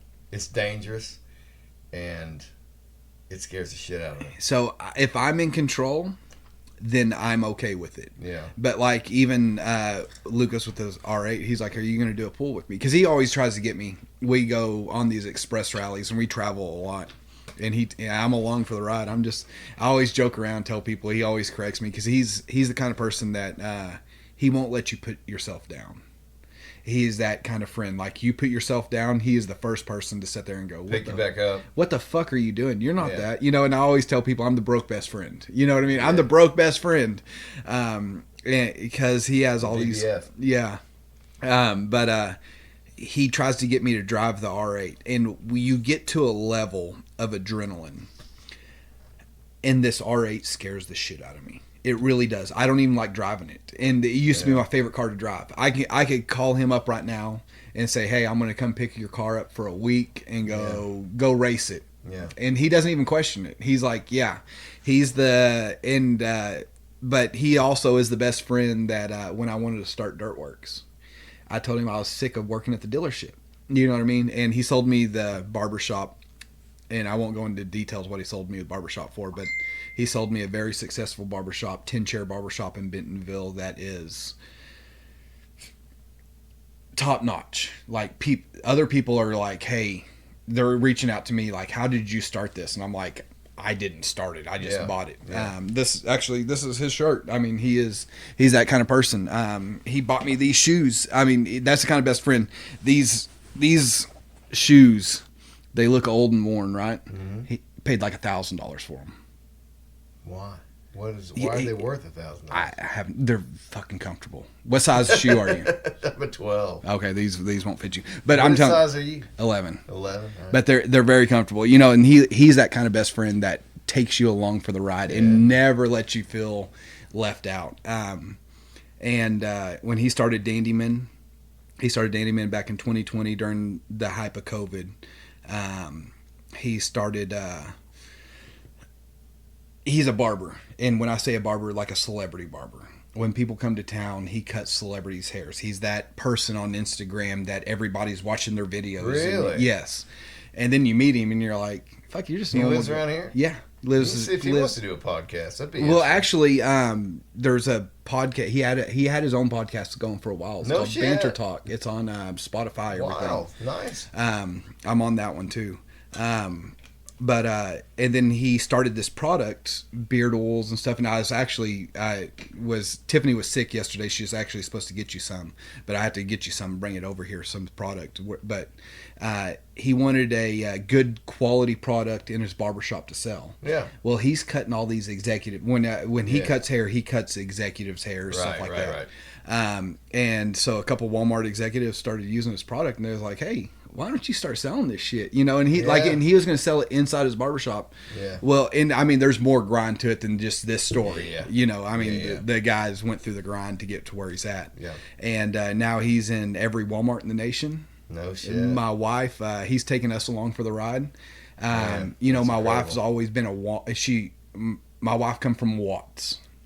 And when I say, and I'm not putting her family down, but you know, she has a very, very, Watts, Oklahoma, and Westville, Oklahoma is a very, very poor, poor place. Yep. And so she come from nothing. And so when we're talking, you know, we're from Farmington. I feel like me and you lived a privileged life compared to some people. You know, not compared to other people, but compared to some people, we lived a very privileged life. We had everything we needed. Yes. And we weren't rich, but we had yes. what we needed, and we had a rich group of family and friends, and all you could ask for. Yeah, and so and you ask people's like dream jobs. Yeah. You know, like, what's your dream job? I want to be an astronaut. I want to be this. I want to be a doctor. You know, and one of our first conversations we had, I was like, "What's your dream job?" And she was like, "I don't have a dream job." And I'm like, "What do you mean?" She's like, "I just don't want to live paycheck to paycheck." Yeah. And you're like, and you sort of set back and you're like, hold on, you as a kid have to have a dream job. And she's like, my dream job is that I don't live paycheck to paycheck. And she has worked her way up from Walmart as a cashier all the way up to a buyer. Yeah. And then after COVID, you know, during COVID, she was actually the person in charge of all the COVID testing facilities. She had to she was put in charge of that. That was put on her plate. Her teammates weren't doing their job, this and that, and she doesn't work for Walmart anymore. So if you was part of her teammates, fuck you, because you made my life hell there for a while. Wasn't doing their jobs. They was, you know, had these mouse things that made them slide around. My wife is working from home every day. I'd see her get up at 7 o'clock, work until 10 o'clock at night. That's the kind of person. I wish I had her work ethic. And then she went to Simmons and was very, very successful at Simmons. And then Lucas, my best friend, was like, "Hey, I want to bring you on board." And that's a lot of trust to put in somebody, because I've always made decent money. You know, after I was 29, I made decent money. But my wife was the breadwinner. I'm not afraid to say it. My wife was the breadwinner. Yeah. And he is a lot of trust to put in to a person, and we sat down and we talked about it, and he brought her on board. They are two totally opposite. Lucas spends money like crazy. She is his COO. So the other day we were actually talking about Texas 2K, and we're sitting in his office, and he hollers at Tiffany in the next office, "Is it in the budget to go to Texas 2K?" You know, she comes in and gives us a lecture, this and that, blah, blah, blah. Well, we're going to Texas 2K now for the week. So we leave Thursday morning. We go down and pick up the R8. It's just got redone down at EDI in Dallas. And then we're taking the NSX down. We're going to go down and watch it.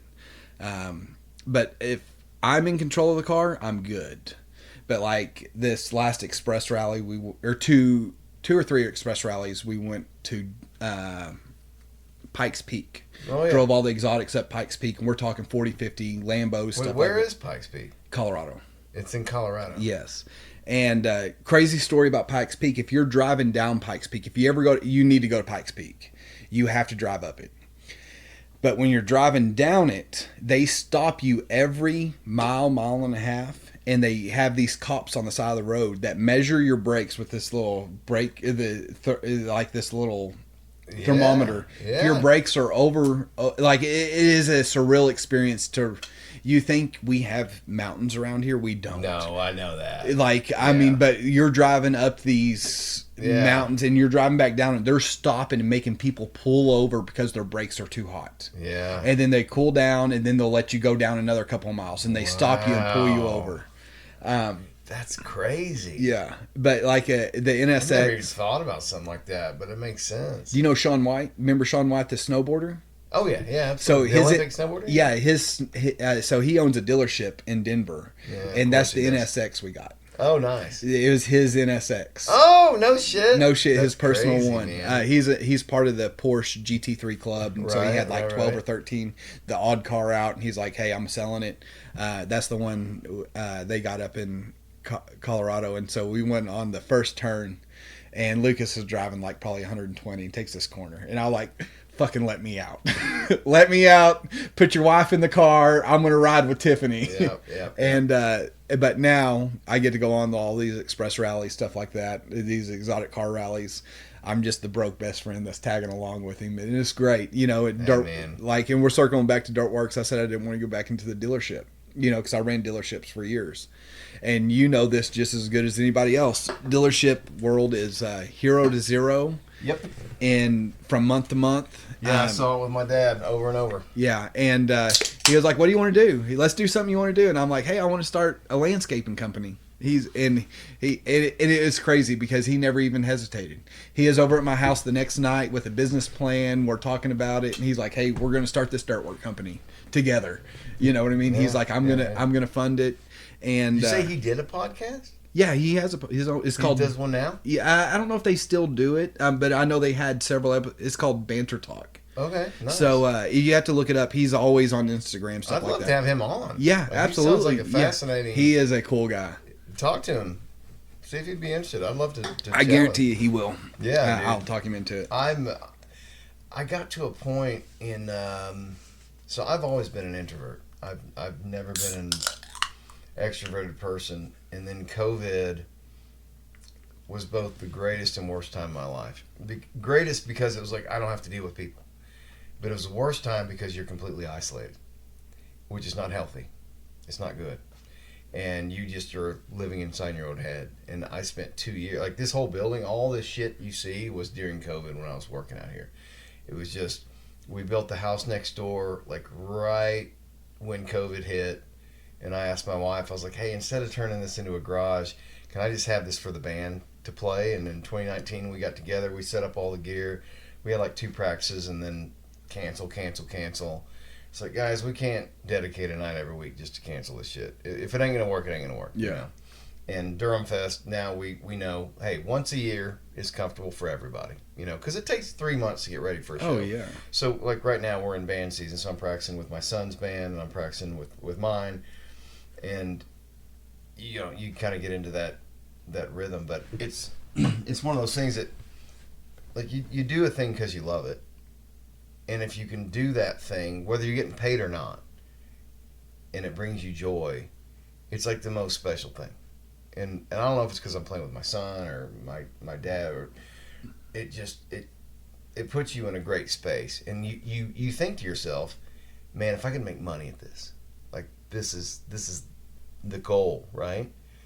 But it's like, how do you cut through all that tape? How do you cut through all the middlemen, all the record labels, and all the bullshit? There's a great quote by Mike Portnoy, who's the drummer for Dream Theater, where he says, you know, back in the 90s, there were thousands of bands making millions of dollars. Now there's millions of bands making thousands of dollars. Because you can do it at home now. You can record an album and make it sound, you know, decent. You make it sound however you want. Like, me personally, I don't like the polished sound that we have today, where everything's perfect. Like, I like Zeppelin, Beatles records, where there's soul in it. Like, they're playing it live. You can hear that soul in it. And that's the kind of sound I want to do. But, like, we're in just such a world of opportunity now, where you can kind of do anything you want on your own. It's just, how do you break through, you know? Because there's so many other people doing it. And, well, you know, and social media has made a lot of musicians. Well, look at that old boy with what was it, Richmond, north of Richmond? Oliver Anthony. Oliver Anthony, which is actually his grandfather's name. But yeah, that whole story was wild. Yeah. And that blew up overnight. Yeah, now he's touring, and I mean, Yeah. he's got a great gig. And I don't think he's got a lot of middlemen. I think he's kind of doing it. And you ask, you know, not that I've personally asked him, but if you watch a lot of his stuff, and he's like, I'm just an old recovering alcoholic, this and that, blah, blah, blah. He was recording out of his travel trailer, and, you know, like, but if you listen to that song had an impact. It had heart and soul in it. Oh, and it was spot on. Yes. And it's one of those things where this goes back to believing in God, right? You don't know what God's plan is for you. But if you're an observant person, you can find events in your life that led to this event, that led to this event, that led to this event, that are either happenstance or accident. They weren't planned, but they lead you to where you are today. Yeah. And that's why I have no regrets. I've done some stupid shit, and I have a lot of guilt.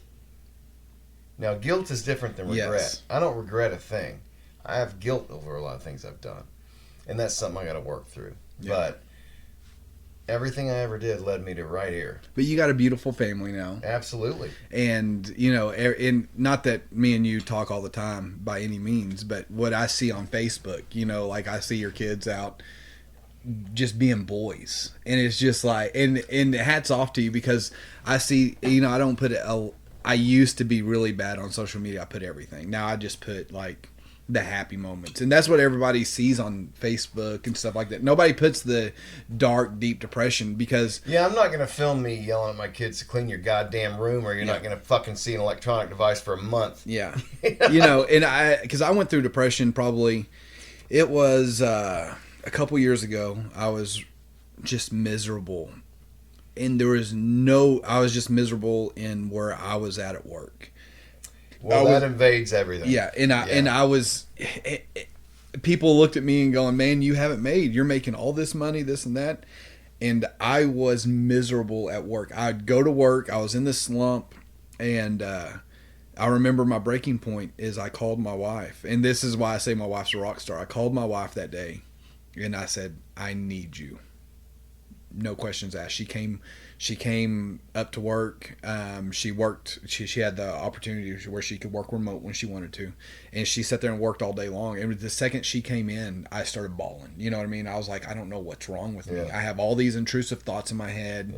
Yes. She was like, what is going on with you? And I'm like, I don't know. I don't know what's going on with me. I'm just not happy. Yeah. And when I say that, I'm not trying to say I'm not happy with my life. Right. Because I love my life. I have a very blessed life. I'm actually glad we're talking about this, because I've got some things to share too. And she was like, what are you talking about? And I was like, I was driving to work, and only thing I could think of is I was like, if I take my fucking seatbelt off, run this truck up to 140 miles an hour, and hit a tree, it's all over with. I can be done. The stress is over. The questioning, all of it. But the only reason why I don't is because I know I'd let you guys down. Exactly.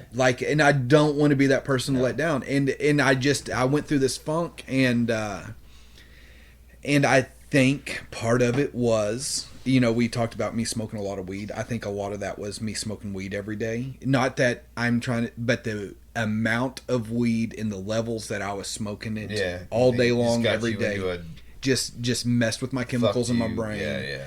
And, you know. Again, everything in moderation. Yeah. Smoking weed, fantastic, good time. But yeah, if you're just doing it constantly, it will change the chemical composition. Yes. And I think that's where I was at. And, you know, and we worked through that. And, you know, and that's whenever the bad part about it is I have such a good support system. Everybody looks at my life and they see all this from the outside, right? And they're like, hey, you have all these friends that will do anything for you. You know, I have the best friends in the world, and it's such a diverse group of friends. I have a guy named Doug Goodrice, one of my best friends. He owns TriStar Contractors.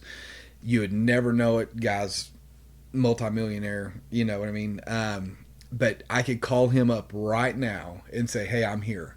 I could call up 10 people right now and say, hey, I'm here. I need help. Doesn't matter. And it doesn't matter what I ask. They're going to be here.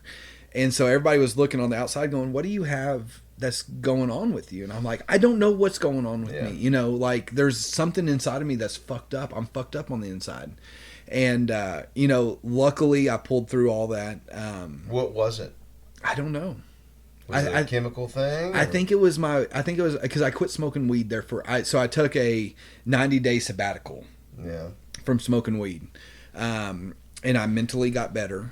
But I just think it was a combination of all my demons that I was trying to suppress. I didn't like talking about it.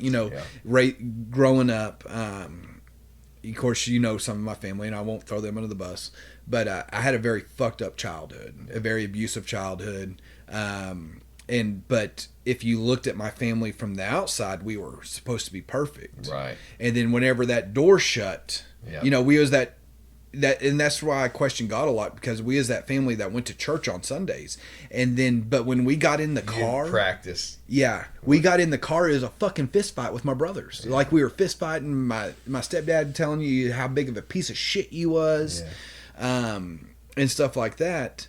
And I look back and it made me who I am today. But certainly. I suppressed that. I didn't want to talk about this stuff. Yeah. I didn't want to talk about getting the shit kicked out of you when you was a kid by your parents and stuff, because, my stepdad was a law enforcement officer, and, a very high ranking law enforcement officer in Washington County. And, my uncle was a chief of police of Farmington. And so you had this image to uphold. Yeah. And you never got to work through your stuff. You never got to question things. Right. That's why I always want my kids to, hey, if I'm fucking up, tell me I'm fucking up. And, and so how we learn from our kids, and you learn as we're going. That's the bad part about it. And my 19-year-old, it pisses me off, but it makes me happy sometimes because I'll lose my temper on something and I'll apologize to him. I'm like, hey, I'm sorry this happened. Yeah. I'm sorry this, and that's I'm the same way. I'll lose my shit sometimes, and then I'm like, man, I just had a terrible example. Yeah, and I'll just go and say, man, that's not how. Yeah, you should handle this. And Benton is he doesn't, like, you met him, he doesn't speak very much. You know what I mean? He's a listener. You're right. But he will tell you straight up sometimes, and he's like, hey, we're both doing this. He's like, this is the first time. He's like, it's the first time you being a dad. Yeah. He's like, we're learning this together. And it's like, and you're sitting there and you're like, fuck, I had to do something right. You know what I mean? Like, I've done something right somewhere. I'll tell you something really special is that, my dad and I did not have a lot of common interests growing up other than music, but like, he liked to play covers, I liked to write music, so he had his band, I had mine. We played at this festival out in Combs called Hannah Fest. It was a cool opportunity for a kid because my dad played in this cover band, and they had a lot of people from the dealerships come out, and his band headlined, and my band would always get to open, and we had that opportunity to be able to play in front of live audiences and stuff, and I always look forward to it, which is kind of the impetus of Durham Fest. But my dad and I had never really actually worked together musically, but like, as my kids are getting older, I had a lot of shit to work through with my parents, because my mom and I did not see eye to eye. She was very religious and very much hell-bent on protecting me from the evils of the world, like Metallica and Soundgarden, right? And I'm like, Mom, it's just music, We had a lot of disagreements, and there were a lot of things that she did that I, to this day, disagree with. But when you grow up with anger and resentment, and you start blaming your parents for your problems today, you're the problem. Mm-hmm. And it's like, I disagreed with my mom on a lot of things, and I obviously took my own path, but she was doing what she thought was best for me. I have no doubt about that. She was doing what she thought a parent should do to protect from what she thought was best. And I couldn't understand that until I had kids. It's like, even if I'm fucking up, no matter what, and even my wife and I have a lot of disagreements on how we raise the kids, but I know 100% she wants what's best for the kids, and so do I. Mm-hmm. And so at least we have that. So we might disagree on how to get there, but at least that's our common goal. Yep. And that was my mom's common goal. But what I found recently with my dad is, he grew up with a dad who was completely unemotional, was disconnected from the discipline. He might lose his temper and do some shit, and that was kind of the dad they had. And it wasn't a close relationship. You you only saw the angry side of it. And then I think when my dad was a father, it was like, I don't want to be like my dad and do the negative shit, so I'll just kind of, observe from a distance. And not to say he didn't make efforts, he did, but we just never really had common interests. He's a mechanical guy, I'm an artist, and now, he also played music, but I'm 43 now, and this is the first, within the last 2 years, it's the closest I've ever been with both of my parents. We found something that was toxic before and was almost like I wanted to raise my kids my way without any noise or any outside influence, because I knew I had a vision, my wife had a vision, and now that we're older and we're through a lot of the bullshit to where the kids are now old enough to make decisions, and they want a relationship with their grandparents. They don't have the baggage I had. Yeah. And I'm like, I don't want to keep you from your grandparents at all. I want to envelop that. And they've been great to my kids. They've been great grandparents. And now my youngest one and my dad go mountain biking. They've been dirt biking. My dad's playing in a band with me and my son. It's I don't know, for all these years, I didn't feel like I could ever talk to my dad. I didn't feel like emotions were okay to discuss. We never said I love you to each other. And now all of a sudden, here we are. I'm 43, my dad's 65 or whatever. And for the first time in our lives, we're close. And it's never too late. Yeah. And part of that was my fault, because I was holding on to shit from 20 years ago that was not moving anything forward. Yep. It was just causing me to not move forward. It's I couldn't get over these things, and it's man, this was not only 20 years ago, and they were doing the best they thought they could, but I'm still holding on to a lot of this shit. And if you let that go and just say, man, I'm doing the best I can as a parent now, but I don't think you can get there until you have kids. Yeah.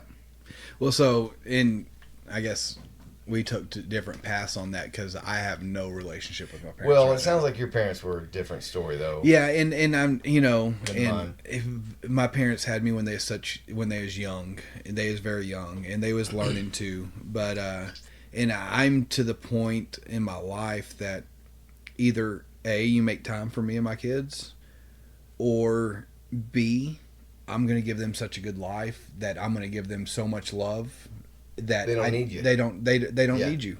And and I see these kids with grandparents and stuff, and I'm happy for them. I really am.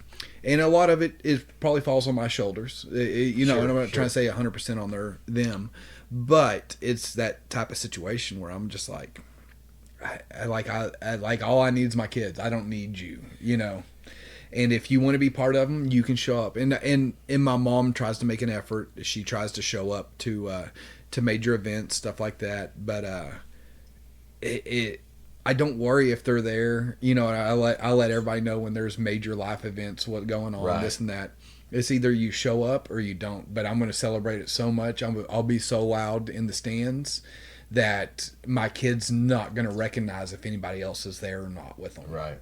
But good for you on that. And maybe at some point we'll get through that. But and there's a lot of things I did in my life too. I'm not trying to put it all on them. Sure. I was a shit. Yeah, Yeah. I was homeless at one point when I met my wife. I had Benton. So long story short, I got this girl pregnant, got married. Benton's mom didn't work out, and no animosity in between her. She is she's a good person, but we have very different parenting skills. Everybody always asks is they don't know Tiffany's not Benton's mom.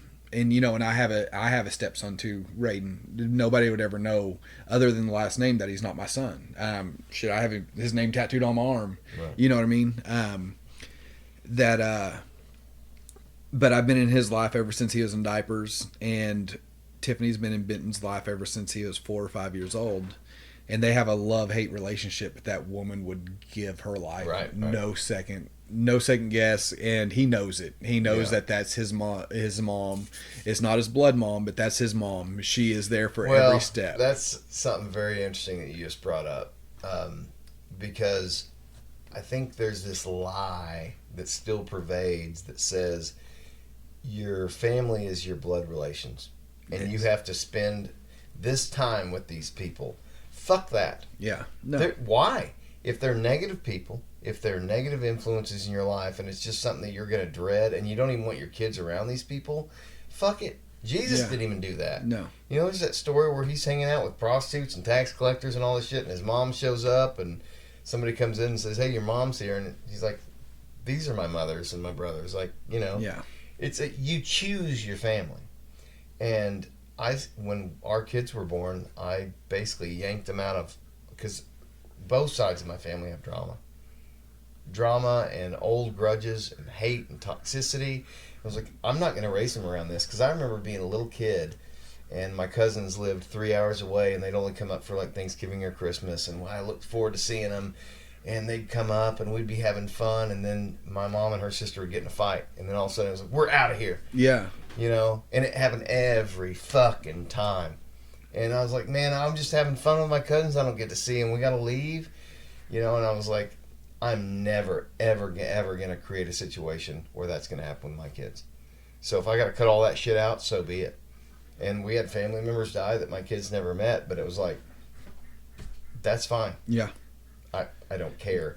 Blood means nothing to me. In fact, it means less than nothing, because just because you're blood related doesn't mean shit to me. No. You choose your family. Yep.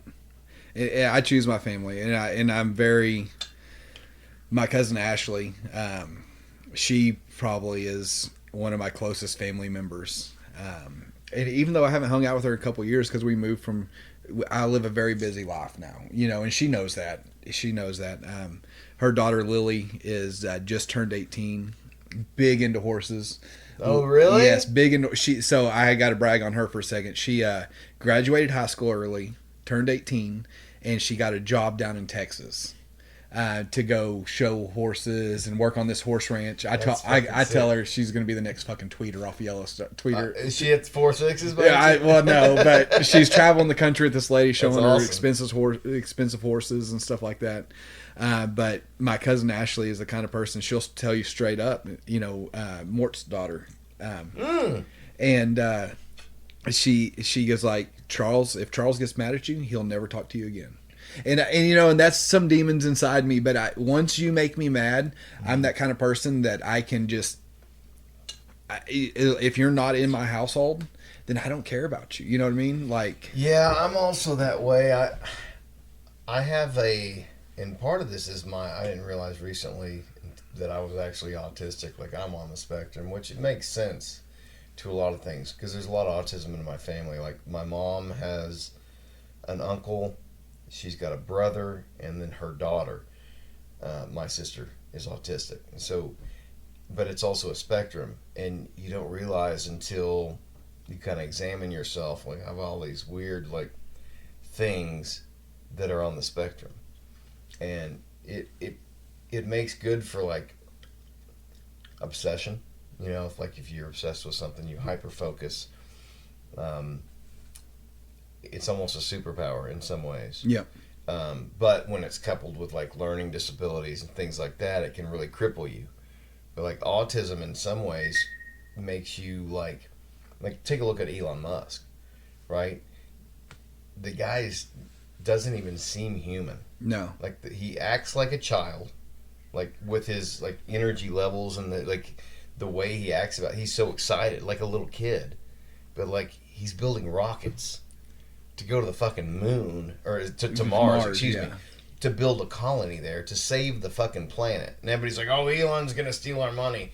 I don't think somebody with that much money cares about money. No, he does. Well, look at all his materialistic things. He doesn't even own a fucking house. I don't think he owns a house. Yeah. No, he doesn't even own a house. And you sit there and it's hard to comprehend, because I'm telling you right now, if I was the richest guy in the world, I'd be like Jeff Bezos. I'd be on the yacht somewhere with my wife, traveling, paying to move a fucking bridge because my yacht is so big to get it out. If you were a billionaire, would you stop being productive? Would you just have fun the rest of your life? I don't think Absolutely. you'd be happy.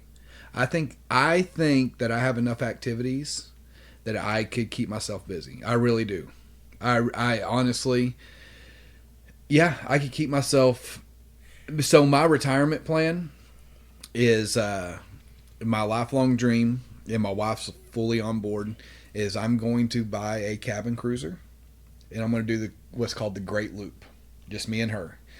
When the kids want to come see us, Tell me about this. The Great Loop. Yeah. So you start off in the Gulf of Mexico. Is this the sail around the world shit? Sail all the way up the Mississippi, through the Great Lakes, through New York, all the way down to the coast, through Key West. You go down through the Central Florida and circle back. If you do it right, it takes 8 years.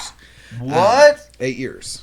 And so I'm the kind of person that I like seeing, like, put me on a railroad where people don't get to see all the time. People seen it, but I want to travel all the way up the Mississippi in a cabin cruiser, me and my wife. If it comes special events, we fly the kids to somewhere, and they get on the boat. We go up because it's going to be a multiple room cabin cruiser. Right. And I'm going to do that. That's my life goal, is to do that.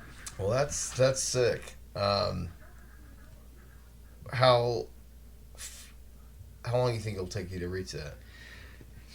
Well, hopefully Realistically. when I'm 50. Yeah. Hopefully when I'm 50. I have a friend now doing it. I won't say his name. He's a very private person, but he's doing it right now. He owns a construction company. I think that would be fun. I get what you're saying. Like, if you have the freedom to do what you really want to do, Yeah. then yeah, that could be good. But you'd have to be doing something, like just sitting around. Like, Yeah, I would. a lot of people who are poor and retired and don't have the money to do anything, that's a lonely, sad existence where you're just getting up just the same shit. No, if I every had day. and everybody asking me, what would you do tomorrow if you won the Powerball? If I won $500 million tomorrow, I would get up, me and my closest friends and my family, and we would get on a plane, go somewhere. We'd go travel for a year. We'd come back. We'd have a compound. And when I say a compound, I'm not talking a survivalist compound, but I'm talking motocross track, there ain't nothing go-kart wrong track. with a survivalist Yes, compound, it would have that too. But we'd have a race track on it, and and I would keep myself busy enough that Well, if you can keep yourself busy, that's the thing. yes, But you'd have to have enough, to keep you really going. I would love if the podcast took off, but a lot of people take shortcuts and stuff like this. They sign on to, there's a ton of different. I get emails all the time. These management groups that populate you in all these algorithms and feeds and everything, and it's like the problem with that is that it's not organic. You're getting it into people's feeds, and they might watch an episode, but they're not going to be coming back. If you build it organically and just let it grow from the ground up, it's slower, but it's legit. mm-hmm. Like, I know every subscriber that I've got on my channel actually listens to the show. And if you look at the numbers, like, half the people that listen to the episodes aren't subscribed, too. So it's like there's people that I don't know who are listening, it's hitting their algorithm. And, I think 1,000 views is the most we've ever hit, which is a pretty small number, but from doing it for like grassroots, just like this, I don't have to worry about an executive telling me you need to have this guest on, or you need to have this person brought you good numbers, so you need to have them on again. Sometimes the guest that brings you the best numbers is not the best podcast. Yeah. It's not a person I'm really interested in seeing. Like, I just don't care about the numbers. But if you watch Joe Rogan, he doesn't even know what the numbers are. No. He doesn't look. He doesn't at even them. read the comments. He doesn't even read the comments. He just goes in and talks to people he wants to talk to people. And I spent a long time wondering, like, I know I want to do a podcast, but I can't just speak to a camera. That just seems awkward. You got to be able to talk to people and have that legitimate conversation. Mm-hmm. But if you can have real people on, like yourself, who have real lives and real problems and real families, like, that's the most authentic thing you can do. That's more authentic than Rogan because he's having on like the top lead, top scientists and celebrities and stuff, and it's not as relatable as something like this. And it's like I realize I'm on to something, and it might take a long time to really get it up there, but if it ever pops, I'm gonna be super proud of it because I think we've done a lot of good with this podcast so far. Well, I'm super happy for you. I'm stoked. I'm not subscribed, so you have to tell me how to subscribe. I see the stuff on Facebook, and I'll watch the Facebook, like the short videos on Facebook, stuff like that. Yeah. But my kids always joke when we go on road trips. They always go, "Oh, it's podcast time."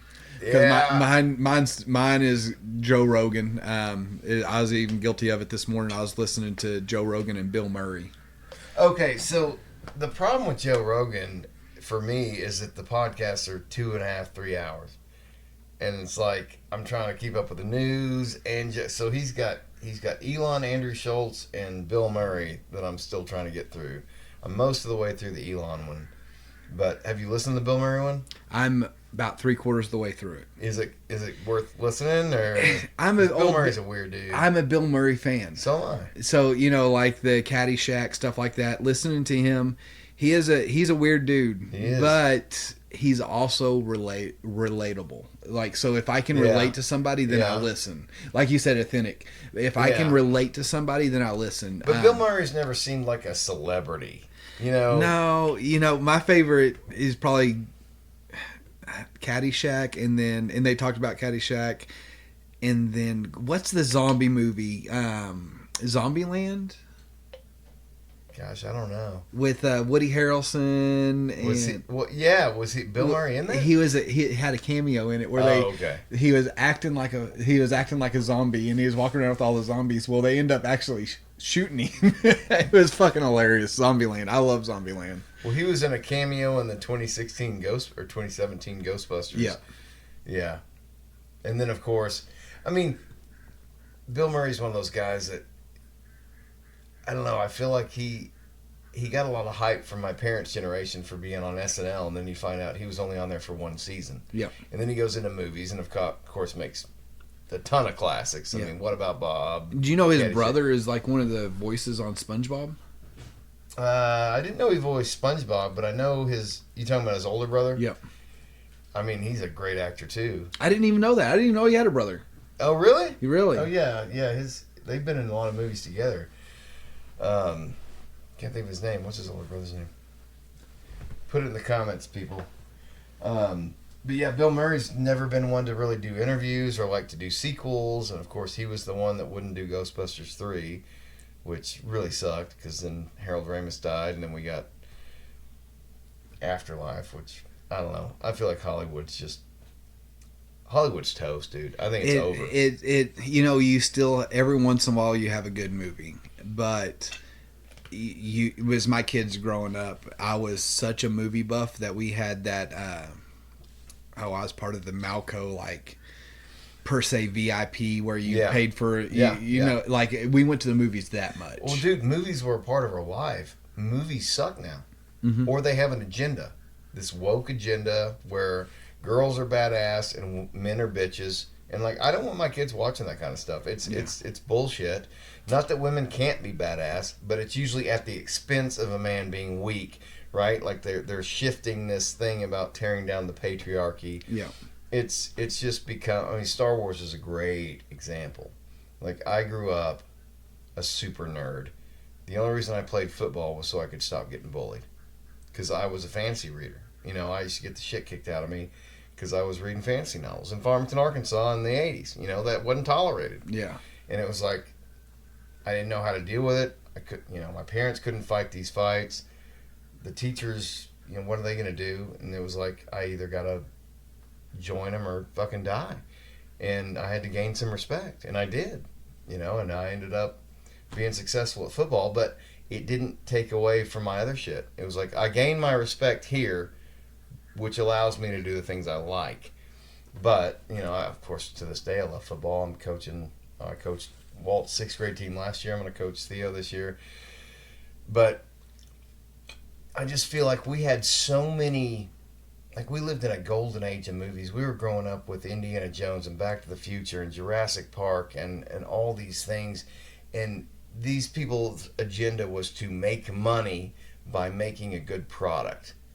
Now the agenda is indoctrinating people, and we don't care if anybody watches it, but if we can infect a few kids with some mind virus, you know, they're like just tearing down like the patriarchy, for example. Like, okay, I get it.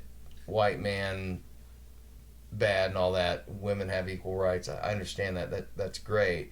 But when you start saying that men are bad and masculinity's bad and it has no value in society, then you've got a problem. Yep.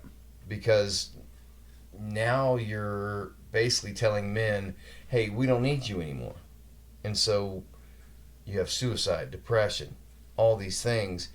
And here's a great example. Like today, I told you the story earlier. Somebody posts a message of unity, and you're in the comments, and everybody's like, yeah, everybody but MAGA people. Mm-hmm. And it's like, we're always talking about mental health, right? And how important it is. And a lot of that comes from the left. Like mental health, that we need to take that very seriously. What if somebody's just on their last fucking leg, and they get in there and they see some beautiful post and they get in there to comment, and then somebody's insulting them? So do you wish social media was, I sort of think social media could be the downfall of our society. It's a tool, brother. It was the hammer of the downfall of our society. You can build a house with it and you can kill somebody with it. Social media has gotten me the platform it's gotten me, if I use it responsibly. But it can also, like, it has made me want to kill myself some nights. Yep. Like, I'm getting called a racist and a sexist and all these names because I've got a MAGA hat on. You don't even know me. That's bigotry. And that's the whole reason you hate Trump. It's because of all these names you call him. But you are being the bigot here. Yeah. You're judging me on the color of my hat. What about during COVID with the mask situation? Do you remember that? Yeah, I remember it. And, you know, I'm not necessarily the most educated on all the news because you can't read it all. But it didn't make sense. No. It's like the 6 feet didn't make sense. Just from common sense. Here's what killed the whole COVID thing for me. We got to wear a mask, but we're touching the fucking same keypads with our credit cards and getting all the same germs on our hands. So the mask ain't going to protect you from that unless you're fucking... Well, my downfalls at COVID was, so I went to this restaurant, this high-end restaurant, and When was this? during the height of COVID. 2020-ish? Yeah, I don't know the exact. I think it was like 2021, 2022. Yeah. The mask mandates were just heavy. Yeah. I mean, they were as heavy. And I had to go get my shot because of work. Because either A, you wore your mask at work, or you went and got the shot. So I was like, I'm going to go get the fucking shot. Like, I'm sick of wearing this mask at work. Yeah. I'm talking to people. And in the car dealership, reading people's faces is a lot of it. Oh, it's key. Yes, and so with this covered right here, I couldn't read what people were saying. So I was like, fuck it. You know, I'm working at Siloam Springs, Arkansas Ford. Yeah. You know, like, luckily I was in Siloam because not a lot of people, but our corporate office was in Fayetteville, and they was very pro-COVID. Like, I mean, they was on this whole COVID kick. Yeah. All right, the HR director at Superior is a fucking kook, and if you're watching this, yes, you're a kook. But you had to get your shots, booster shots, all this bullshit. And I remember walking into this high-end restaurant. I didn't have my mask on me, and I had one of them masks that was like an Arkansas Razorback mask that was just a piece of cloth, and it would dangle from my neck, right? And I always had it on my neck. Well, the people I'm meeting is from here to probably your other door over there, right? Once you sit down, you don't have to wear your mask. Exactly. But when you're walking in, you got to have it. You So, have to have it. like, and I walked in, I seen them, and I was like, oh, fuck, I don't got my mask. I walked in real fast, sit down. The hostess come over and was like, sir, we need to have you walk back to the door, put this paper mask on, and walk back. And I'm like, I'm already sitting down. And I'm like, these fucking rules you're following make no sense. Like, tell me the logic in it. And I end up getting kicked out of the restaurant. Yeah. You probably should have left anyway. Well, you know, That sir, what you experienced and what you just told me is retarded. yeah. It's absolutely retarded. Well, karma came and got him because 2 weeks later, I choked on a wire brush from the same restaurant. And they had to pay me in a lawsuit. I can't say how much because of the NDA. And I can't say the restaurant name. But I will say it was the most expensive restaurant in Siloam, and they're no longer open. Oh, shit. But yeah, I had a near-death experience. I was eating a hamburger from there, and luckily it was all on camera. I was working at Siloam Springs Ford. Ordered DoorDash. I ordered all the people that I was working with, the other two advisors. There was 3 advisors total with me. Burgers. They was like $20 burgers.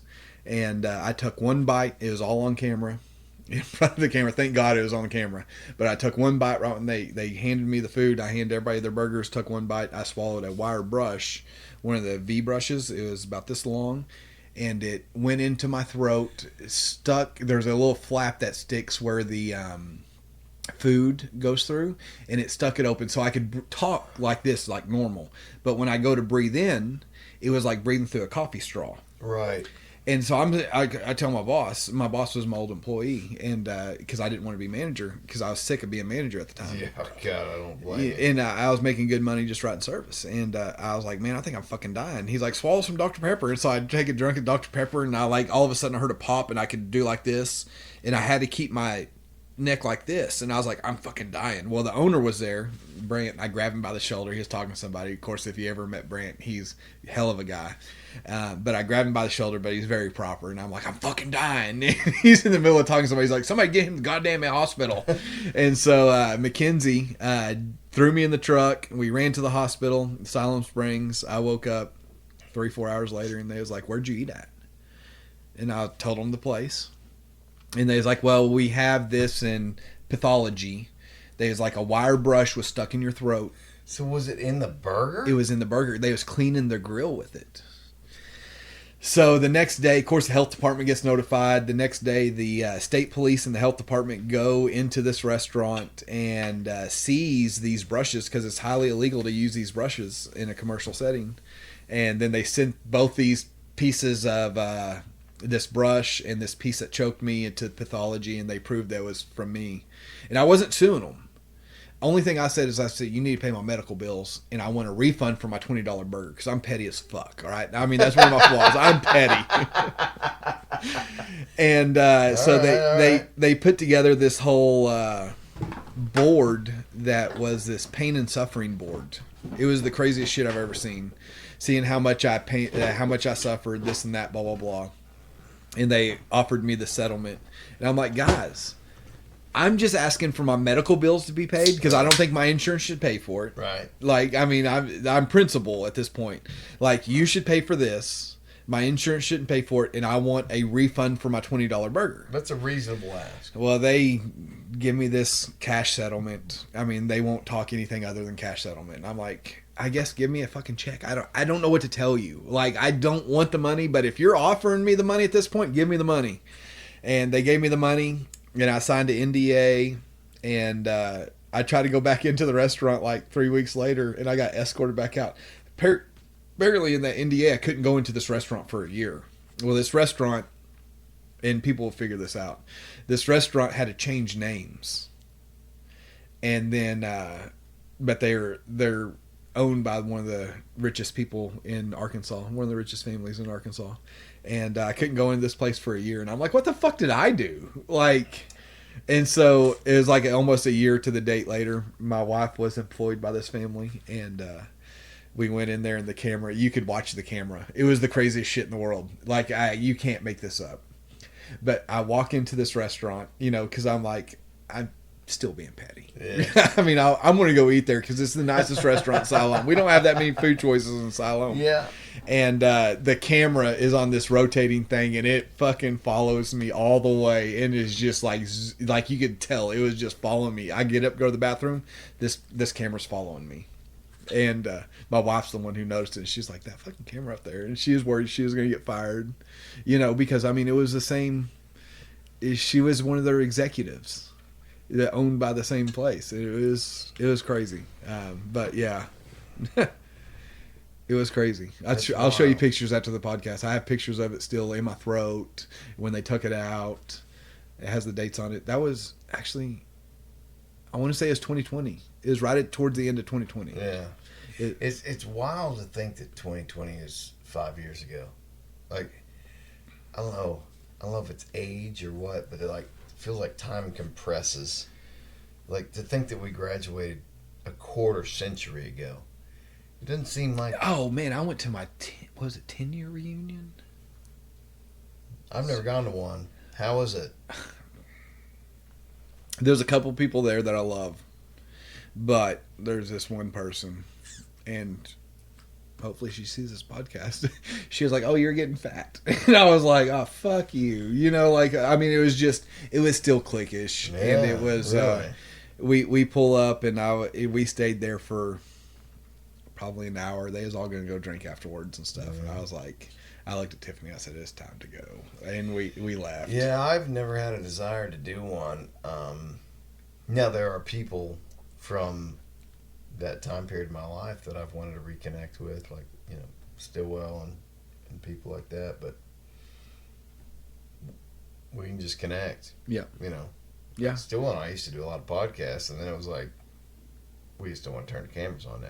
It's like we just want to hang out. So Stillwell was he's actually Benton's mom's cousin. He was him and Sarah Carter. She married Nathan. Oh, yeah. They was our next door neighbors when Benton was first born. They're on Old Farmington Road. Oh yeah. But I see Sarah every once in a while. I'll see her every once in a while. I haven't seen Stillwell in years, but I'll see Sarah. No shit. Yeah, we'll be You at a gotta restaurant. come on a group with us. Yeah, Next time we do one. You play any poker? yeah. I Well, suck that- at it, but I play it.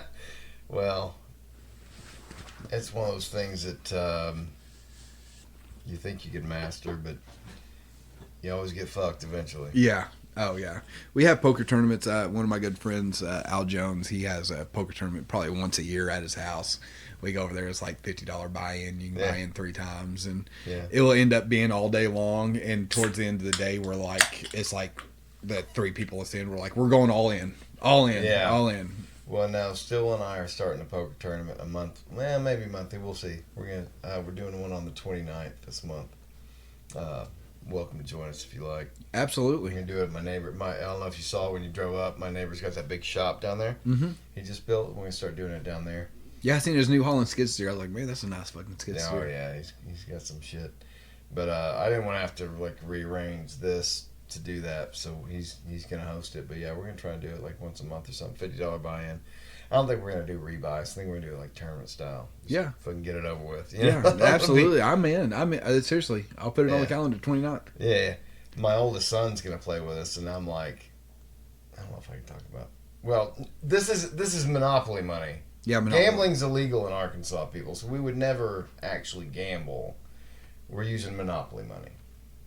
But, my oldest one's like, can I play? I'm like, you got $50 that you want to risk, of Monopoly money?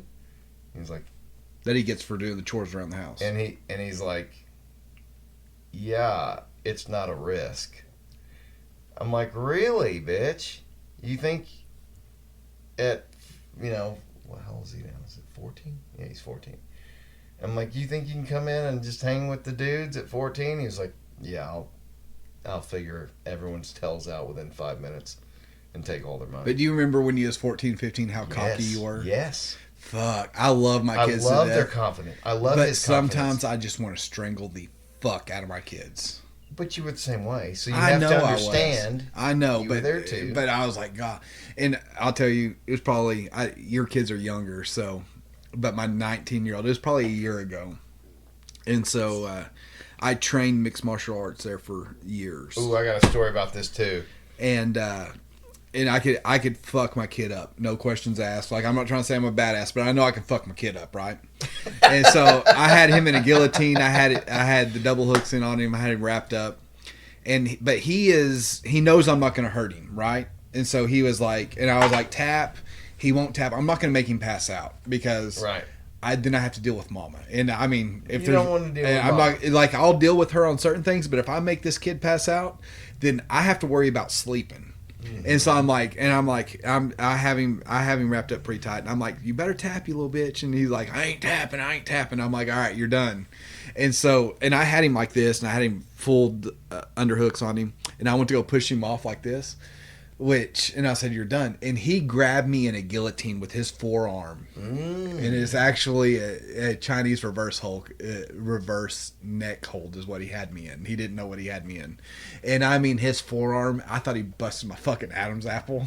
And I'm tapping. I'm like, I'm done. My fucking throat was sore for 3 days. I couldn't swallow, man. That's awesome. And that's all this fucking kid talks about. He's like, you remember that time I made you tap? Remember that And I'm time? like, oh, golly. Those kids never forget that shit. But they were into Taekwondo, so my wife always wanted to homeschool from like day one. And I was like, man, no fucking way. The homeschool kids I went to school with were weird as fuck. They weren't socialized. Just no. And then when COVID hit, I was like, just do it. Because she pushed it again. I was like, I'm not sending my kids to school in masks. That's not the teacher's job to enforce it. I'm not going to send my kids to school. Like, that's no way for a kid to like, it's ridiculous. Yeah. And so I was like, homeschool. And my wife did an amazing job of, like, getting him into 2 different homeschool co-ops. They were into activities. They were touring stuff. They went to state capitol last week. Like, she's always got them doing things. And when they're young, I think it's really beneficial. Like, homeschool's been really beneficial because it allows them to identify their personalities and who they are. Whereas if you go to school at kindergarten, you just become a sheep. You just follow the trends and what's popular. But then Max started going at 7th grade, and he already had his identity. And so he's felt very comfortable standing by who he is and meeting friends and finding friends. And it's kind of it's like, man, this really worked out. You know, you homeschool them in elementary. You let them develop the personality the way they want to. And then you throw them into the shit. But they're confident enough in their own... They have enough confidence to stand up for things. Whereas if you just go K through 12, and you and I were both part of this, you want to go along with what's popular, what your friends are doing, and be part of the crowd and be popular. And it's not always a good thing or the right thing. It's not. But she got them into Taekwondo, and they were all taking it. And my oldest one, he's 14 now, but he would have been, I don't know, 10 or 11 at the time. But he gets very into things, and he was like, you know, martial arts is the dominant form. You know, I could. He was basically telling me he could fuck me up, and I was like, dude, just as a matter of physics, with your size and your body mass, I could have you on the ground helpless in 2 seconds. I don't care what you know. Now your black belt instructor, who's my age, could kick my ass. You could not even touch me. And he was like, all right, let's go. And I'm like, are you serious? And he's like, yeah. You think you can get me on the ground in 2 seconds? He's like, I'm gonna kick your ass, Dad. Like, I know all these techniques. I'm like, all right, if you want to do this. And so somebody said go, and I just flatlined him. I just threw my body at him and form tackled him on the ground in less than 2 seconds. And it shattered his whole confidence in karate, or in Taekwondo. Like, he was just like, yeah, this is worthless. I can't beat somebody who's twice my size. And it's like, well, don't take that lesson away from it, because it is a valuable lesson. But also don't think you're going to kick somebody's ass who's twice your size. You know what I mean? Well, it gets me whenever you see these social media. And, of course, I told you my background a little bit, so I follow a lot of fighting, mixed martial arts stuff, self-defense stuff. And you watch MMA? Yes. Okay. So you see the people that take these self-defense classes, and they're like, oh, I could, you know what I mean? And and then you watch these instructors, and you're sitting there in the background that I come from, I'm like, the fuck are you teaching these people? Right. If somebody pulls a gun on you, the best defense is to fucking run. Okay, Right. You're not gonna put you're not gonna put this flappier skin in between the hammer, and like, you're not gonna do it. You're not gonna pull a John Wick If somebody pulls a gun on you or a knife on you, the best fucking defense is to turn around and zigzag like a motherfucker and run as fast as you can away from somebody and put barriers in between you two. Yeah, And absolutely. you know, but But I love the discipline of it. The thing I love about Taekwondo is the discipline Yes. and the respect Yes. that they show. Have you watched Cobra Kai? yes. I think that is not only one of the greatest shows ever made, it's one of the best ways to revisit a property with respect. I will agree with you on the first and second season. This last season I watched like 3 episodes and I was like, are you fucking serious? You talking about the most recent one? The most recent one. Really? Really? I couldn't didn't get like it. into I it, huh? couldn't get into it. Really? But the first and second season, I'm telling you, I can rewatch them all day long, Yeah, every day. yeah. But the third season, Well, I can think watch. Johnny Lawrence is the greatest American character ever written on screen. Oh, absolutely. He is fantastic. And he's so relatable, Because he admits to his flaws. but he's also a loser when the show starts. Yes. He's a complete loser who made mistakes in his past and couldn't get over some things. And then it basically takes him out of that loser mentality and he gets him back into Cobra Kai, Yes. which is the thing that got him out of it in the first place. And he's going to redefine it. And then his old mentor comes back and tries to bring him back in. Like, he has to keep... I don't know, Johnny Lawrence to me is just such a hero because he is a toxic male, but he's a super kind human being. He's a good person. Once you get past all the toxic stuff, you're like, and you can relate to him. Right, but that's what, like, it's just like use Trump supporters. Yeah. Right? People say, oh, Trump supporters are racist and this and that. And, well, you're getting that from the media. Have you ever sat down with one? Yeah. Like- No, if people would get past the toxic, what they perceive as toxic, when I say that, what they perceive as toxic, because I can relate to him. You want the loud car, the loud music. I pulled up here. I'm 42 years old, and I will admit my truck that's sitting out there is because of my 19-year-old. He's the one who helped me pick the rims out, and my best friend, because he's an eccentric person. The speakers that are in it, you know what I mean? The sound system that is in it. I got a freaking expensive sound system in this truck that everybody, my wife's like, why do you have such a... Because I like that. Yeah. You know what I mean? Like, I like listening to music with bass, and it's not just bass. I like the mids, the tweeters. Like, I redid every speaker in it, had every re-speaker done. It's all through amplifiers, passovers, everything. You know, had it professionally tuned. Dude, we need to do a cruise in your truck sometime. Yeah. Jam out some tunes. Well, I tell you, I'll bring the NSX over one. Well, I say bring it over. You'll have to meet me up here because it sits this high off the ground. Yeah. And the front bumper is like $4,700. That'll be fun. But yeah, I need to take you cruising the exotics. I'd love to do it. Well, I'll get Lucas on. I'm going to call Lucas as soon as this ends. I'm going to call him, put him on the spot here in a minute. He loves when I do that. Yeah. But I'll get him sit down on a date, and then you'll have to go cruising with us one weekend. I'll do it. It's a fun time, and have him on the podcast. Listen to his story. You want to talk about diverse background? He comes from a diverse background, and he started with nothing. He went to college, played, had a college soccer. Oh yeah. Yeah, and he doesn't even watch soccer like now. Yeah. You know, but he's made it. He's the American dream. It's crazy to watch his story, and I'm lucky that he's my best friend because he takes me along for the ride. You know, it's just so funny. The people it's all about, and they always talk about in like corporate, you got to network, but it's all bullshit networking. It's I got to meet this person to gain leverage to move myself up. When in reality, it's just meeting cool people. Yeah. And finding new friends. And being authentic. You know, in my first realization of that is I was a big networking person. But when I started running Hyundai, that year that we won Best Dealership of the Year, which is a huge accomplishment. Oh, absolutely. They put It's me massive. in the SMAC meeting. They flew me. They actually wanted to fly me to South Korea.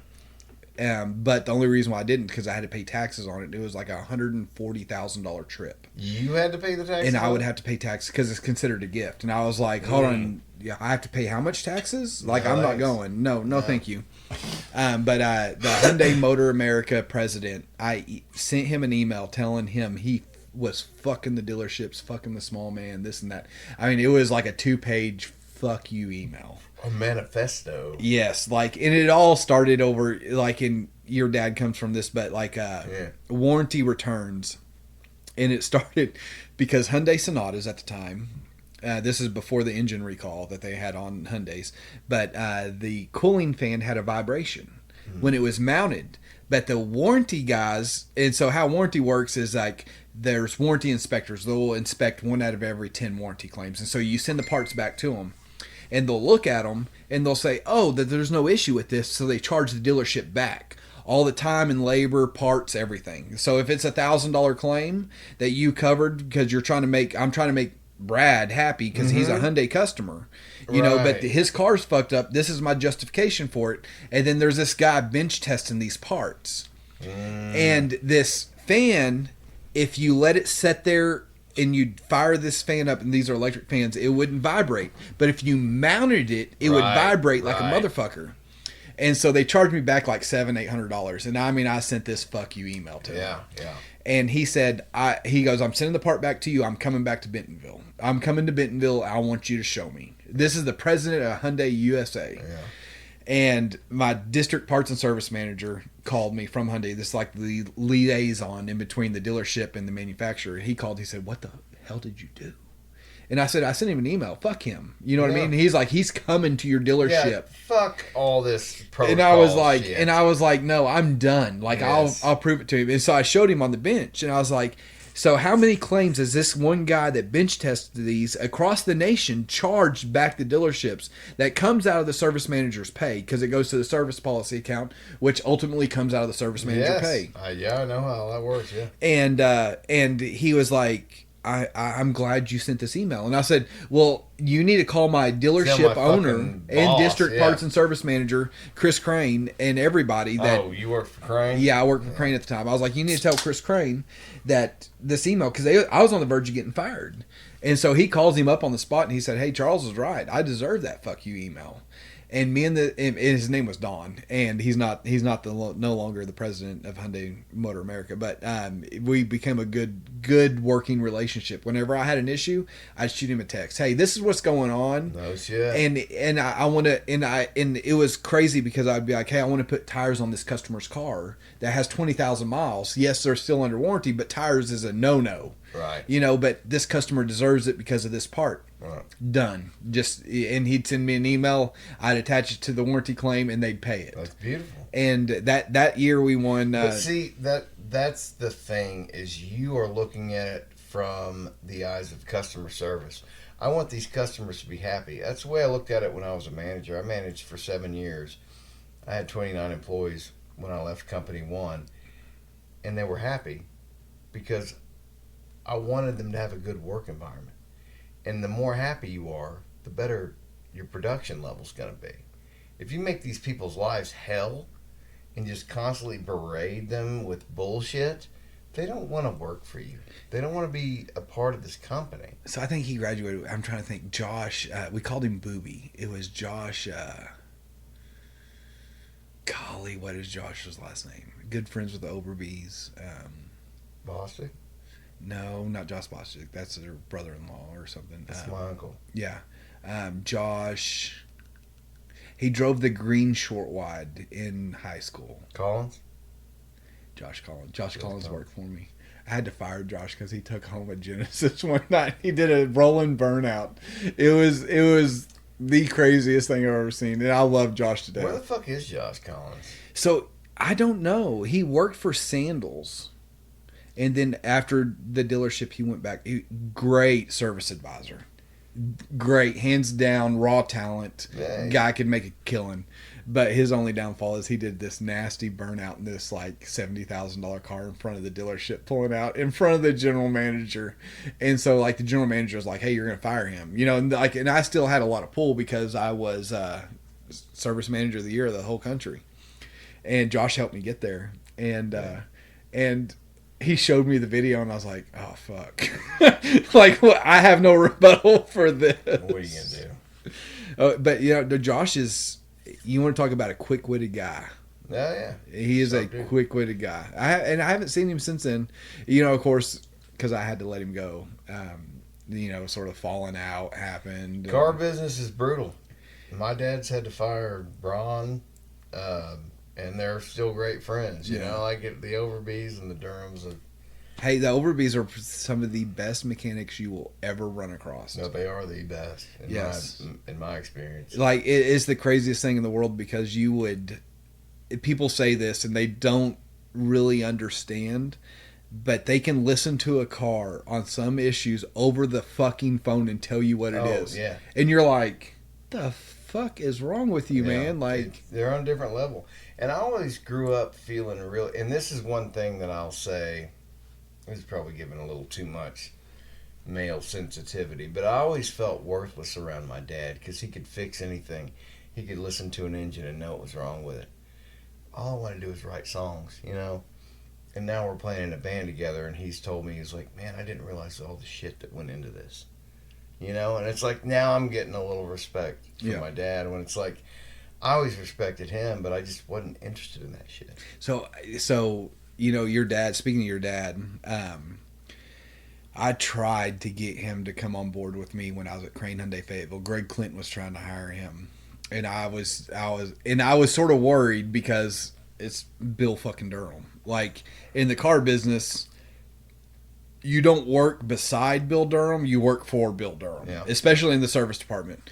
But I was always like, man, I'd love to learn from him. Like, and then he went to, after his car dealership stint, he went to, I can't think of the name of the company. But he was traveling, putting on these seminars and stuff. Yeah, I remember that phase. He hated it. Yeah, but I'm telling you now, if people would listen, it would have listened to him. Yeah.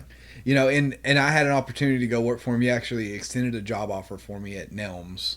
Yeah. At Subaru? Subaru. Yeah. And I turned it down because I had this ego that I was like, I'm manager, and the pay plan, and I remember this, you can ask your dad, because the pay plan they put together was like I was going to be over the used cars running through the shop, but I got paid like $100 per survey on used car sales. And I remember your dad saying, Charles, you know how many surveys we had last month? And I was like, how many? He was like, 94. And he said, plus your salary. And I was like, hold on, wait. I'd have made $9,400 plus my salary plus what I was doing, and it had been like a $28,000 a month. And I was like, I'm a fucking idiot. So why did I come work for you, Bill? But yeah, I was always proud of Dad because he had ethics. Yeah. And he grew up in small town dealerships, which were customer first. And when he started losing jobs, I was always proud of him for the way he got let go. Because what they do is they'll get a guy like my dad who knows what he's doing. They can turn a dealership around. They pay him a crazy amount of money. He fixes it for him.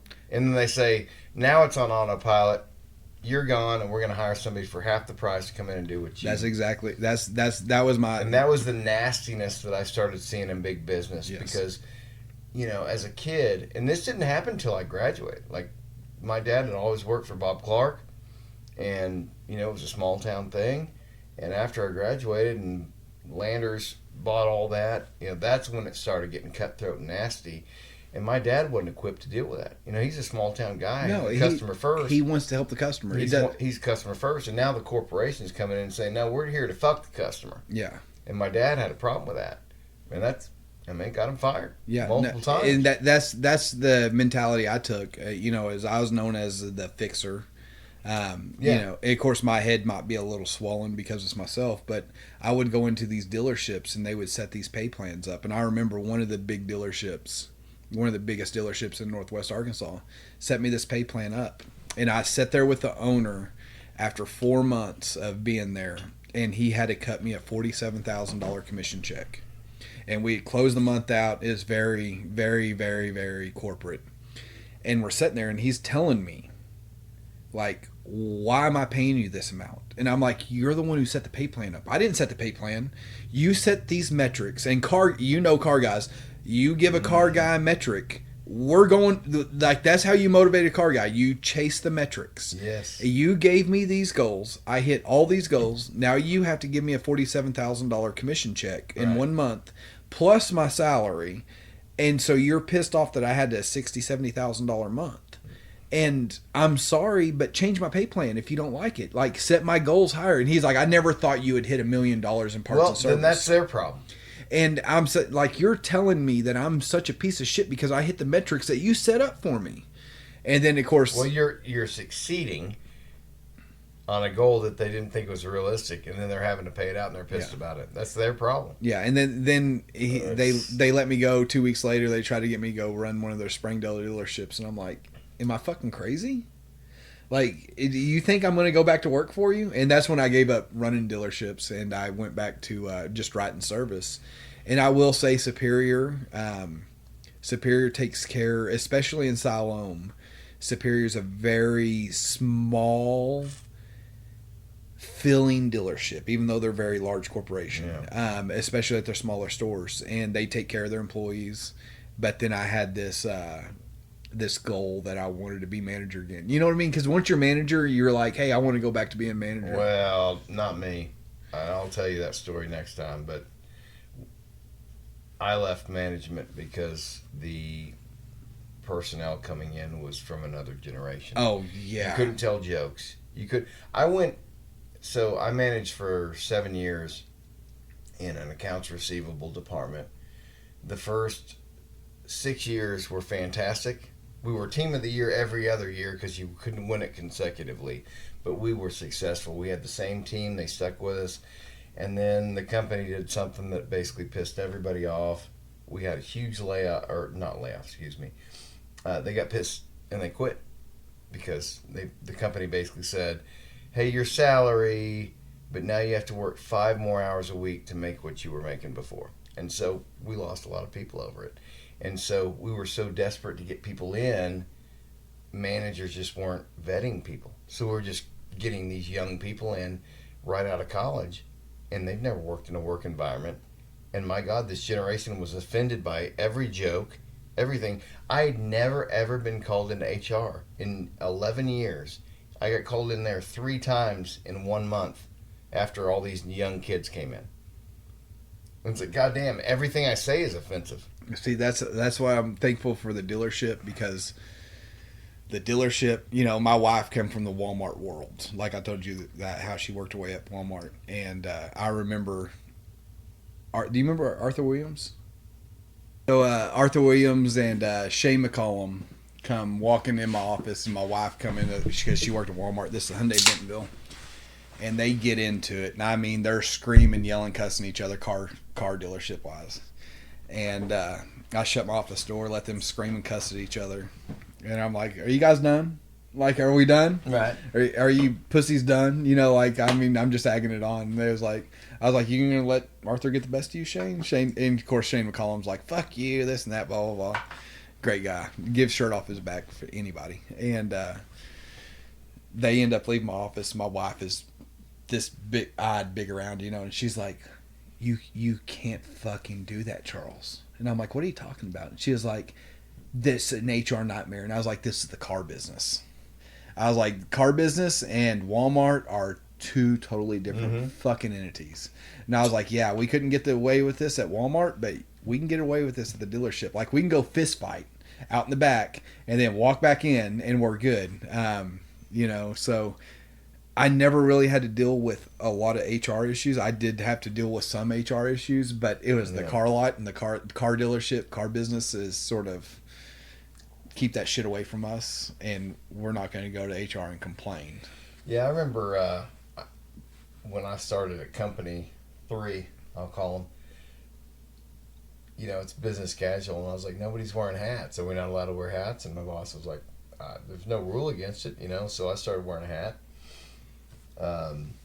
And then, like, the next week I saw somebody else wearing one, and the next week saw somebody else wearing one. I was like, all right, we're bringing this back.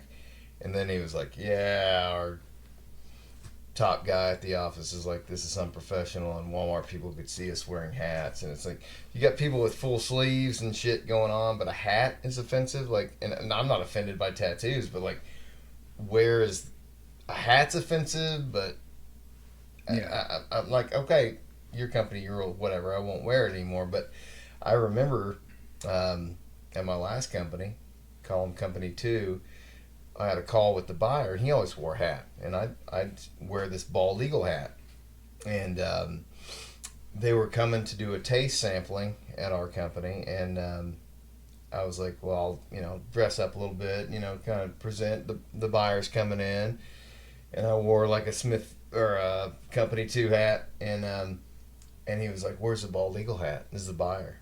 And I'm like, well, you were coming in, I thought I'd be a little more professional. And he goes, there ain't nothing unprofessional about being patriotic, son. Yeah. And it's like, these Walmart people aren't all fucking douchebags. You're the douchebag. It's the HR for department. trying to impress all. They're just human beings, guys. And if I don't know, I just get this is across all humanity. If you're gonna judge people on the way they look, or what they believe, or any of that bullshit, it's bigotry. And I kind of want to close the episode on this. Like, I see more hatred now after the election. I was hoping after the election, it was like, God damn, this shit's finally going to die down. And it's gotten worse.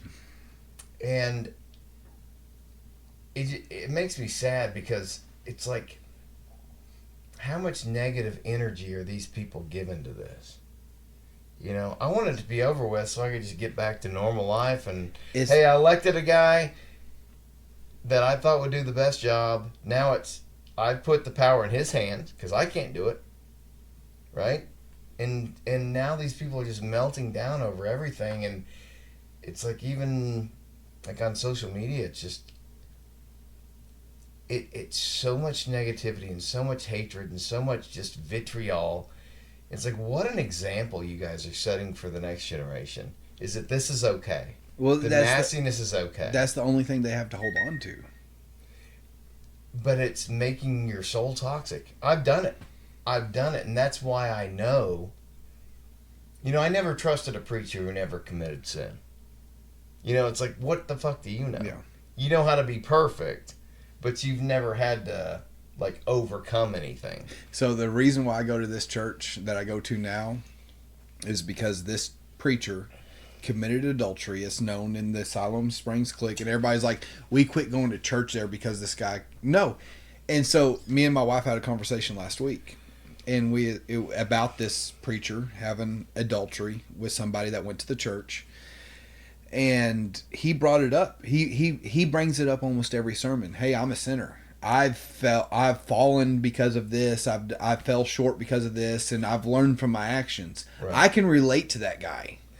But let me ask you this: like, why do you feel like you need to go to somebody else to teach you about God?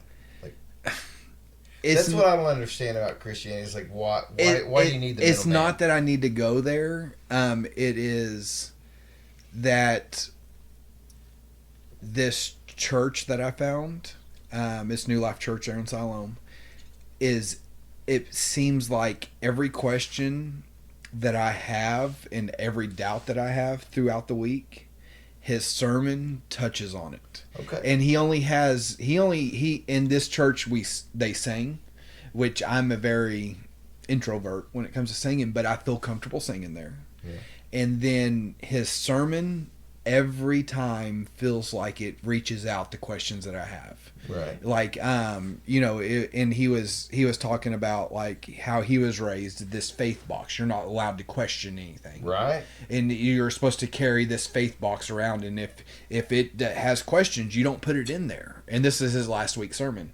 And he goes, I have questions. He goes, I'm the preacher of this place. And he goes, I have questions, doubts every week. And he goes, that's the way I was taught, is that you carry around this faith box and only perfect things go in there. And he goes, we are the most imperfect things in the world. Yeah. He goes, because we have self-doubt, everything. And he goes, and it just brings me to realize I can relate to this guy. And it's not that I have to go to church, but I can relate to this guy. And sure. Every time that I have a question, it's the craziest thing in the world, because we were just talking, me and my wife were talking about this.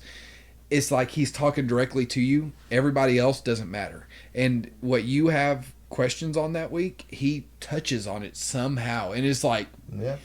and it goes, you know what? I'm not the perfect Christian. Yeah. I'm not this. I'm not that. But I can relate to this guy. Yeah. And that's what it is to me. Is all transparency that we talked about, being transparent, and he's transparent about the sins that he's committed. He's not a perfect person, and then he has all these doubts about God and stuff sometimes, and he talks about it. Well, I always wondered, especially now more than ever, Jesus was hanging out with the most felonious people of his day, the tax collectors and the prostitutes. Mm-hmm. Those were the lowest of the fucking low back then, right?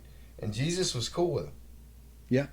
So You know? Jelly Roll. Do you listen to Jelly Roll at all? No, and it's not because of any other reason other than like I'm just an old man. Yeah. And I just have my music, and I've just never really given them a chance. But So if you got some songs, I'll check them out. I challenge you to listen to some Jelly Roll, and Done. he talks. I'll do it. He talks about being a sinner, hanging out with the people that are not going to church, the church pews. Smoking section. I hope heaven has a smoking section. Okay. And he goes to prisons and sings this song like Johnny Cash. Yeah. And that's why. Well, I know I've seen more interviews from him than I have his actual songs. Like he's in like my feed for interviews and stuff. He seems like a beautiful person. Yeah. He's been on Rogan. I actually listened to his Rogan episode. I've just never really listened to his music. So I challenge you to listen to some of his music, and then you're like, and it's just relatable. It's like, hey, this guy's not perfect, but he loves God. You know what I mean? And is he the best Christian in the world in today's perspective? No, but he is the kind of person that would rather hang out with, per se, the sinners than the preachers. So would I, brother. Yeah. Like that's where the real shit happens. And you work in corporate long enough, and these people, that the higher up you get in corporate, the more you lose your soul. Mm-hmm. And the more you're worried about a number, which is to impress your master, who's investing in it, right? And to increase it. It's all greed. And it's like if your only basis in life is greed and hitting these sales numbers and hitting these goals and all that, and goals are important, yes, but which goals? Like, I don't know, man. I think if the only thing you can think about is money and hitting figures, then you might be doing it wrong. Yep. Well, let's wrap this dude up. I've got to go eat. I'm hungry. This was awesome. All right. We'll do it again for sure. Seriously, and I'm going to get Lucas on here, and then the 29th we're going to play some poker. Yeah, we're going to play some poker. I'm going to put that in my calendar before we leave. Put it in there. This was awesome. Thank you for coming on, and we'll do it again, and we'll do a group one too. I wish we'd have hung out more in high school, man. Man, I got to tell you. I'm not the same person I was, though. When I was in high school, I was hell-bent on pissing my mom off. Like, that was my goal. That was my only goal for existence. And, I grew up in an authoritarian house, and I was like, you can't do this or you're going to go to hell. And I was like, I'm doing all these things, and I'm not in hell yet. Yeah. We have a great relationship now, and she, again, there's no bitterness or anything, but, like, I was trying to prove a point. It was just, I wanted to break out of this mold that I was supposed to be put in. I didn't feel comfortable in it. Well, I'm proud of you. Well, thank you. Man to man. Likewise, brother. I'm proud of you. I love watching your stuff through Facebook. I love watching your boys be boys. Yes, sir. There's some boys, I see them shooting the arrows out here, riding the dirt bikes. I'm like, fuck, man, it makes me happy. It puts a smile on my face. My goal is to say I'm raising these kids like it's the 80s. Yep. And we got a place to do it. And, I'm proud of you too, man. You've done a lot of things that most people couldn't even comprehend doing in their lives, and you're successful, and you've got a great family, you got a great support network, you got a great wife, you got great boys. It's beautiful to see. You're a family man. I love that. So, brother, we'll do it again. All right. Oh, Lordy. That was a good one.